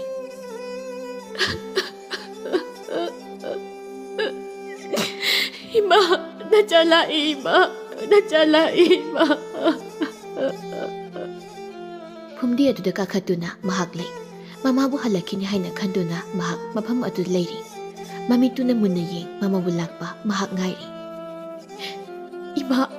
이마부 할락바 나자 이가이리 마팜시다 땡드나 이마 낭 할락바 가이게고 낭 할라우고 이마 낭 할라우고 아이 낭 가이리 이마 ꯄꯨꯡꯖꯥ ꯈꯔ ꯍꯧꯖꯤꯡꯈ꯭ꯔꯦ ꯂꯥꯡꯂꯦꯟ ꯃꯐꯝꯗꯨꯗ ꯂꯦꯡꯗꯅ ꯂꯩꯔꯤ ꯃꯃꯥꯕꯨ ꯍꯜꯂꯛꯄ ꯃꯍꯥꯛ ꯉꯥꯏꯔꯤ ꯇꯥꯟꯖꯥꯁꯤꯗ ꯈꯣꯝꯕꯅ ꯃꯥꯒꯤ ꯍꯤꯗꯨ ꯍꯣꯟꯖꯤꯜꯂꯛꯏ ꯂꯥꯡꯂꯦꯟꯕꯨ ꯂꯩꯕ ꯎꯕꯗꯨꯗ ꯂꯥꯡꯂꯦꯟ ꯅꯪꯗꯤ ꯃꯐꯝꯁꯤꯗ ꯅꯊꯟꯗ ꯀꯩꯗꯧꯔꯝꯂꯤꯕ ꯂꯥꯡꯂꯦꯟ ꯃꯃꯥꯏꯗꯨ ꯂꯩꯊꯣꯔꯛꯏ ꯈꯣꯝꯕꯅ ꯆꯪꯁꯤꯟꯗꯨꯅ ꯅꯪꯕꯨ ꯅꯊꯟꯇ ꯁꯤꯗ ꯂꯩꯕꯁꯤꯕꯨ ꯀꯔꯤꯁꯨ ꯀꯤꯗꯕ꯭ꯔꯣ ꯅꯪꯕꯨ ꯂꯥꯡꯂꯦꯟ ꯌꯨꯝꯗ ꯍꯜꯂꯁꯤꯅꯦ ꯑꯩ ꯌꯨꯝꯗ ꯍꯜꯂꯣꯏ ꯑꯩ ꯏꯃꯥꯕꯨ ꯂꯥꯛꯄ ꯉꯥꯏꯈꯤꯅꯤ ꯑꯩ ꯏꯃꯥ ꯂꯥꯛꯄ ꯉꯥꯏꯔꯤꯕꯅꯦ ꯑꯩ ꯏꯃꯥ ꯂꯥꯛꯄ ꯉꯥꯏꯔꯤꯅꯤ ꯅꯪꯒꯤ ꯏꯃꯥꯗꯤ ꯑꯃꯨꯛ ꯍꯟꯅ ꯅꯪꯒꯤ ꯅꯥꯛꯇ ꯍꯜꯂꯛꯂꯔꯣꯏ ꯍꯜꯂꯛꯈꯤꯅꯤ ꯑꯩꯒꯤ ꯏꯃꯥꯗꯣ ꯁꯣꯏꯗꯅ ꯃꯆꯥ ꯑꯩꯒꯤ ꯅꯥꯛꯇ ꯍꯜꯂꯛꯈꯤꯅꯤ ꯑꯩ ꯏꯃꯥ ꯍꯜꯂꯛꯄ ꯉꯥꯏꯈꯤꯗꯣꯏꯅꯤ ꯑꯩ ꯏꯃꯥ ꯉꯥꯏꯈꯤꯗꯣꯏꯅꯤ ꯑꯩꯒꯤ ꯏꯃꯥꯗꯣ ꯍꯜꯂꯛꯈꯤꯅꯤ ꯑꯩꯒꯤ ꯏꯃꯥ ꯍꯜꯂꯛꯈꯤꯅꯤ ꯐꯔꯦꯁꯦ ꯃꯇꯝꯁꯨ ꯊꯦꯡꯈ꯭ꯔꯦ ꯌꯨꯝꯗ ꯍꯜꯂꯁꯤ ꯑꯩ ꯅꯪꯕꯨ ꯌꯨꯝ ꯐꯥꯎꯕ ꯊꯤꯜꯂꯝꯒꯦ ꯑꯩ ꯆꯠꯂꯣꯏ ꯑꯩ ꯁꯤꯗ ꯑꯗꯨꯝ ꯂꯩꯗꯣꯏꯅꯤ ꯑꯩ ꯏꯃꯥ ꯍꯜꯂꯛꯄ ꯉꯥꯏꯗꯣꯏꯅꯤ ꯈꯣꯝꯕꯅ ꯂꯥꯡꯂꯦꯟꯒꯤ ꯃꯄꯨꯛꯅꯤꯡꯕꯨ ꯊꯦꯝꯖꯤꯟꯕꯤꯗꯨꯅ ꯃꯌꯨꯝꯗ ꯆꯠꯂꯁꯤ ꯍꯥꯏꯅ ꯌꯥꯝꯅ ꯀꯟꯅ ꯍꯥꯏꯔꯝꯃꯤ ꯑꯗꯨꯕꯨ ꯂꯥꯡꯂꯦꯟꯅ ꯌꯥꯕ ꯀꯧꯕ ꯂꯩꯔꯝꯗꯦ ꯃꯍꯥꯛꯇꯤ ꯃꯐꯝ ꯑꯗꯨꯗ ꯃꯃꯥꯕꯨ ꯍꯜꯂꯛꯄ ꯉꯥꯏꯗꯨꯅ ꯂꯩꯈꯤꯅꯤ ꯍꯥꯏꯗꯨꯅ ꯉꯥꯏꯔꯒ ꯂꯩꯔꯝꯃꯤ ꯈꯣꯝꯕ ꯆꯠꯈ꯭ꯔꯦ ꯃꯇꯝꯅ ꯃꯝꯁꯤꯜꯂꯛꯂꯦ ꯂꯥꯡꯂꯦꯟ ꯃꯁꯥꯗ ꯑꯀꯤꯕ ꯑꯝꯇ ꯂꯩꯇꯕ ꯃꯈꯩ ꯃꯃꯥꯕꯨ ꯁꯣꯏꯗꯅ ꯍꯜꯂꯛꯈꯤꯅꯤ ꯍꯥꯏꯕꯒꯤ ꯋꯥꯈꯜꯗ ꯃꯍꯥꯛ ꯉꯥꯏꯗꯨꯅ ꯂꯩꯔꯤ ꯑꯁꯨꯝꯅ ꯅꯣꯡꯃ ꯅꯤꯅꯤ ꯍꯧꯖꯤꯟꯈ꯭ꯔꯦ ꯂꯥꯡꯂꯦꯟꯗꯤ ꯑꯗꯨꯃꯛ ꯃꯐꯝ ꯑꯗꯨꯗ ꯂꯦꯡꯗ ꯂꯩꯔꯤ ꯃꯃꯥ ꯍꯜꯂꯛꯄ ꯉꯥꯏꯔꯤ ꯈꯨꯟꯖꯥ ꯃꯤꯑꯣꯏ ꯀꯌꯥꯅ ꯂꯥꯡꯂꯦꯟꯒꯤ ꯃꯇꯧꯕꯨ ꯂꯣꯏꯅ ꯎꯔꯤ ꯂꯥꯡꯂꯦꯟꯒꯤ ꯃꯇꯧꯕꯨ ꯂꯣꯏꯅ ꯈꯪꯂꯤ ꯃꯈꯣꯏ ꯃꯌꯥꯝ ꯆꯪꯗꯨꯅ ꯂꯥꯡꯂꯦꯟꯕꯨ ꯃꯌꯨꯝꯗ ꯄꯨꯅꯕ ꯍꯣꯠꯅꯩ ꯑꯗꯨꯕꯨ ꯂꯥꯡꯂꯦꯟꯅ ꯌꯥꯕ ꯀꯧꯕ ꯁꯨꯛꯂꯩ ꯂꯩꯔꯝꯗꯦ ꯃꯍꯥꯛ ꯑꯗꯨꯃꯛ ꯃꯐꯝ ꯑꯗꯨ ꯂꯩꯔꯝꯃꯤ ꯑꯍꯤꯡꯒꯤ ꯃꯇꯝ ꯑꯃꯅꯤ ꯂꯥꯡꯂꯦꯟ ꯐꯨꯝꯗꯤ ꯃꯊꯛ ꯑꯗꯨꯗ ꯅꯤꯡꯉꯥꯏꯗꯅ ꯇꯨꯝꯗꯨ ꯂꯩꯔꯤ ꯃꯍꯥꯛꯀꯤ ꯃꯃꯥ ꯇꯝꯐꯥꯒꯤ ꯊꯋꯥꯏꯅ ꯃꯐꯝ ꯑꯗꯨ ꯂꯥꯛꯂꯝꯃꯤ ꯃꯆꯥꯅꯨꯄꯤꯒꯤ ꯃꯇꯧ ꯑꯗꯨꯕꯨ ꯎꯔꯒ ꯃꯍꯥꯛ ꯊꯃꯣꯏ ꯁꯣꯛꯅ ꯀꯞꯆꯩ ꯏꯃꯥꯒꯤ ꯂꯥꯡꯂꯦꯟ ꯅꯍꯥꯛꯇꯤ ꯃꯥꯂꯦꯝꯅ ꯃꯥ ꯑꯩꯕꯨ ꯁꯦꯠꯅꯕꯒꯤ ꯃꯩꯆꯥꯛꯅ ꯑꯉꯥꯎꯕ ꯑꯃꯒꯨꯝ ꯑꯣꯏꯔꯕꯣꯏ ꯏꯆꯥꯒꯤ ꯃꯇꯧꯁꯦ ꯑꯃꯥ ꯑꯣꯏꯕꯤ ꯑꯩꯒꯤ ꯃꯤꯠꯁꯤꯗ ꯀꯔꯝꯅꯕꯨ ꯌꯦꯡꯗꯨꯅ ꯂꯩꯕ ꯉꯝꯒꯅꯤ ꯍꯦ ꯅꯣꯡꯗꯝꯕ ꯅꯪꯒꯤ ꯅꯣꯡꯗꯝ ꯈꯣꯜ ꯑꯁꯤꯕꯨ ꯀꯔꯤꯅꯣ ꯃꯁꯤꯔꯣ ꯅꯪꯒꯤ ꯇꯥꯏꯕꯪ ꯀꯨꯝꯍꯩ ꯑꯩꯕꯨ ꯏꯆꯥꯒꯤ ꯃꯅꯥꯛꯇ ꯂꯩꯕ ꯑꯃꯨꯛꯇꯗꯤ ꯐꯪꯍꯟꯕꯤꯌꯨꯕ ꯏꯆꯥꯒꯤ ꯃꯅꯥꯛꯇ ꯑꯩꯕꯨ ꯑꯃꯨꯛꯇꯗꯤ ꯂꯩꯍꯟꯕꯤꯌꯨꯕ ꯇꯝꯐꯥꯒꯤ ꯊꯋꯥꯏꯗꯨ ꯃꯆꯥꯒꯤ ꯅꯥꯛꯇ ꯀꯨꯝꯊꯔꯛꯏ ꯅꯤꯡꯉꯝꯗꯅ ꯇꯨꯝꯂꯤꯕ ꯃꯆꯥꯅꯨꯄꯤꯒꯤ ꯁꯛꯇꯝꯗꯨꯕꯨ ꯃꯨꯟꯅ ꯌꯦꯡꯗꯨꯅ ꯉꯁꯤꯗꯤ ꯏꯆꯥ ꯏꯃꯣꯝꯁꯦ ꯃꯃꯥ ꯃꯄꯥ ꯂꯩꯇꯕ ꯃꯆꯥ ꯍꯥꯏꯕꯗꯣ ꯃꯍꯥꯛ ꯑꯣꯏꯔꯦꯀꯣ ꯏꯃꯥꯒꯤ ꯏꯕꯦꯝꯃ ꯅꯪ ꯏꯃꯥꯕꯨ ꯋꯥꯔꯧꯕꯔꯣ ꯏꯆꯥꯕꯨ ꯊꯥꯗꯣꯛꯇꯨꯅ ꯏꯃꯥꯁꯨ ꯆꯠꯅꯤꯡꯕ ꯅꯠꯇꯤꯌꯦ ꯏꯆꯥꯒꯤ ꯅꯥꯛꯇ ꯏꯃꯥꯁꯨ ꯂꯦꯡꯗꯅ ꯑꯗꯨꯃꯛ ꯂꯩꯅꯤꯡꯉꯤ ꯂꯥꯡꯂꯦꯟ ꯃꯤꯀꯞ ꯊꯣꯛꯂꯛꯏ ꯃꯃꯤꯠ ꯄꯥꯡꯊꯣꯛꯂꯛꯄ ꯃꯇꯝꯗ ꯃꯍꯥꯛꯀꯤ ꯃꯤꯠꯃꯥꯡꯗ ꯃꯃꯥꯅ ꯂꯦꯞꯇꯨꯅ ꯂꯩꯔꯝꯕꯗꯨ ꯎꯕꯗ ꯃꯍꯥꯛ ꯄꯨꯛ ꯍꯧꯒꯠꯂꯤ ꯃꯈꯣꯜ ꯊꯣꯛꯅ ꯃꯍꯥꯛꯅ ꯍꯥꯏ ꯏꯃꯥ ꯅꯪ ꯂꯥꯛꯄ ꯑꯩ ꯉꯥꯏꯔꯤꯅꯤ ꯏꯃꯥ ꯅꯪ ꯑꯩꯒꯤ ꯅꯥꯛꯇ ꯂꯥꯛꯏꯔꯣ ꯏꯃꯥ ꯃꯆꯥꯒꯤ ꯃꯇꯧꯗꯨꯗ ꯃꯍꯥꯛ ꯀꯞꯄꯤ 이마기 락렌 이마 이삭이 낙타 락리바네 이삭이 낙타 이마 락리바네 이마 에코이니 윰다 잘랐시 이마 할락 ngaibada 에이가 야와 이마 윰다 잘랐시고 이사부 와르브라네 하요 이사부 얌나 와르브로 와 이마 너 hꯧꯖꯤꯛꯇꯤ 이마기 ꯁꯛ ꯎꯕ ꯐꯪꯂꯕꯅꯤ나 ꯑꯩꯒꯤꯁꯨ ꯋꯥꯗ꯭ꯔꯦ 이마가 ꯇꯨꯃꯤꯟꯅꯈꯤꯗꯕꯁꯨ ꯀꯨꯏꯔꯦ 이마 ꯂꯥꯛꯑꯣ ꯆꯠꯂꯁꯤ ꯌꯨꯝꯗ ꯇꯨꯝꯃꯨꯔꯁꯤ ꯇꯨ ꯂꯣꯏꯅ ꯃꯃꯤꯠꯁꯤ ꯎꯗ꯭ꯔꯥ ꯑꯩꯒꯤ ꯆꯍꯤ 이마 ꯑꯩꯒꯤ ꯆꯍꯤꯕ ꯌꯨꯝꯗ ꯆꯠꯂꯁꯤ ꯂꯥꯛꯑꯣ 이마기 ꯂꯥꯛꯂꯦ 이마ꯗꯤ ꯌꯨꯝꯗ ꯑꯃꯨꯛ ꯍꯟꯅ ꯆꯠꯄ ꯌꯥꯔꯔꯣꯏ ꯀꯩꯒꯤꯅꯣ 이마 ꯌꯨꯝꯗ ꯆꯠꯁꯤ ꯍꯥꯏꯔꯒ ꯅꯪ ꯌꯨꯝꯗ ꯅꯨꯡꯁꯤꯗ꯭ꯔꯕꯣ 이마 ꯂꯥꯛꯑꯣꯕ ꯌꯨꯝꯗ ꯆꯠꯂꯁꯤꯕ 이마 ꯂꯥꯛꯂꯦ 이마기 ꯂꯥꯛꯂꯦ 이마ꯕꯨ ꯀꯔꯤ ꯍꯥꯏꯅ ꯍꯥꯏꯔꯁꯤꯒꯦ 이마 ꯑꯩꯗꯤ ꯆꯠꯇꯕ ꯌꯥꯔꯣꯏ ꯍꯥꯏꯁꯤꯅꯤ ꯑꯩ ꯊꯅ ꯂꯩꯕꯗꯣ ꯀꯌꯥ ꯋꯥꯏ ꯈꯪꯉꯕ ꯅꯪꯗꯤ ꯑꯩꯒꯤ ꯅꯥꯛꯇ ꯁꯨꯛꯂꯥꯛꯁꯨ ꯂꯥꯛꯄꯤꯗꯦ ꯕꯥꯕꯁꯨ ꯌꯨꯝꯗ ꯁꯨꯛꯍꯟ ꯍꯜꯂꯛꯇꯦ ꯅꯈꯣꯏ ꯑꯩꯕꯨ ꯑꯝꯇ ꯅꯨꯡꯁꯤꯗ꯭ꯔꯕꯣ ꯑꯩ ꯊꯟꯗ ꯀꯌꯥꯝ ꯀꯤꯖꯩ ꯈꯪꯕ꯭ꯔꯥ 이마 이사ꯕꯨ ꯀꯔꯤꯒꯤ ꯅꯨꯡꯁꯤꯗꯅꯤ ꯅꯨꯡꯁꯤ 이사ꯗꯤ ꯌꯥꯝ ꯅꯨꯡꯁꯤꯌꯦ ꯑꯗꯨꯗꯤ ꯂꯥꯛꯑꯣ ꯌꯨꯝꯗ ꯆꯠꯂꯁꯤ ꯑꯗꯨꯒ ꯍꯌꯦꯡꯗꯤꯅꯦ ꯄꯥꯎꯒꯤ ꯃꯅꯥꯛꯇ ꯑꯃꯨꯛ ꯆꯠꯂꯨꯁꯤꯀꯣ 이마 ꯇꯝꯐꯥꯒꯤ ꯊꯋꯥꯏꯗꯨ ꯀꯞꯄꯤ ꯂꯥꯡꯂꯦꯟ ꯍꯧꯒꯠꯂꯛꯏ ꯃꯃꯥꯒꯤ ꯃꯅꯥꯛꯇ ꯆꯪꯁꯤꯜꯂꯛꯏ 이마 ꯆꯠꯂꯁꯤ ꯁꯤꯗ ꯍꯤ ꯂꯩꯔꯤ ꯁꯤꯗ ꯇꯣꯡꯗꯨꯅ ꯑꯩꯈꯣꯏꯅ ꯆꯠꯂꯁꯤ 이마 ꯑꯗꯨꯕꯨ 이마 ꯑꯩꯅ ꯍꯤ ꯍꯣꯟꯕꯒ ꯍꯩꯔꯦꯀꯣ ꯑꯩ ꯍꯣꯟꯒꯦꯕ ꯑꯩ ꯍꯧꯖꯤꯛ ꯍꯣꯟꯒꯦꯕ ꯅꯪ ꯇꯣꯡꯉꯣꯕ 이마 ꯇꯣꯡꯉꯣꯕ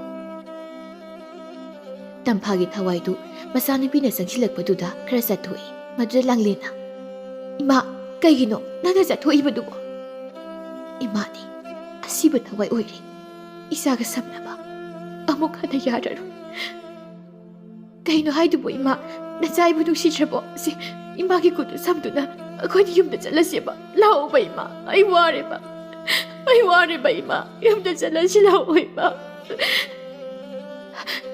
이마기 랑레 ꯂꯥꯡꯂꯦꯟ ꯑꯁꯨꯝ ꯆꯪꯁꯤꯜꯂꯤ ꯇꯝꯐꯥꯒꯤ ꯊꯋꯥꯏꯅ ꯑꯁꯨꯝ ꯆꯠꯊꯣꯛꯏ ꯑꯁꯨꯝꯅ ꯇꯧꯕꯁꯤꯗ ꯂꯥꯡꯂꯦꯟꯅ ꯃꯃꯥꯒꯤ ꯃꯐꯝꯗ ꯋꯥꯔꯧꯅ ꯍꯥꯏ ꯑꯣ 이마 ꯑꯗꯨ ꯑꯣꯏꯔꯦ 이마ꯅ ꯑꯩꯕꯨ ꯅꯨꯡꯁꯤ ꯍꯥꯏꯅ ꯍꯥꯏꯕꯤꯕꯗꯣ ꯅꯆꯥ ꯑꯩꯕꯨ ꯅꯨꯡꯁꯤꯗ꯭ꯔꯕ ꯅꯠꯇ꯭ꯔꯥ ꯇꯨꯠꯕꯤꯈ꯭ꯔꯣ ꯑꯩꯒꯤ ꯅꯥꯛꯇ ꯑꯃꯨꯛ ꯍꯟꯅ ꯏꯃꯥ ꯅꯪ ꯂꯥꯛꯂꯒꯅꯨ ꯑꯩꯒꯤ ꯅꯥꯛꯇ ꯂꯥꯛꯂꯒꯅꯨ ꯏꯃꯥ ꯅꯪ ꯆꯠꯈ꯭ꯔꯣ ꯏꯃꯥ ꯑꯩꯒꯤ ꯅꯥꯛꯇ ꯂꯥꯛꯑꯅꯨ 이사부 까리게 눈시로이 이마나 이사부 얌나 눈시기 따닝데 이마기 도시나부 와이도 아이 따닝데 반통나 수미라이 발림나 수미라이 아이 따나 힘능주 아이 루라바 이마시데 송타두나 타와야시 타악하게 아이 타와야시 타악하게 ꯑꯁꯤ ꯍꯥꯏꯗꯨꯅ ꯃꯃꯥꯏꯗꯨ ꯂꯩꯊꯣꯛꯈ꯭ꯔꯦ ꯃꯁꯥꯒꯤ ꯋꯥꯏꯁꯤꯗ ꯃꯃꯥ ꯑꯣꯏꯕꯤ ꯃꯥꯒꯤ ꯊꯃꯣꯏꯗꯤ ꯊꯣꯏꯅ ꯍꯦꯟꯅ ꯄꯥꯈꯠꯆꯔꯤ 이마기 이마 낭나 칼리부 와칼도 마두 오늘이 이사시바 야디히 이마기 랑레 낭 이마부 눅시 할바 나이네 이사시바 야디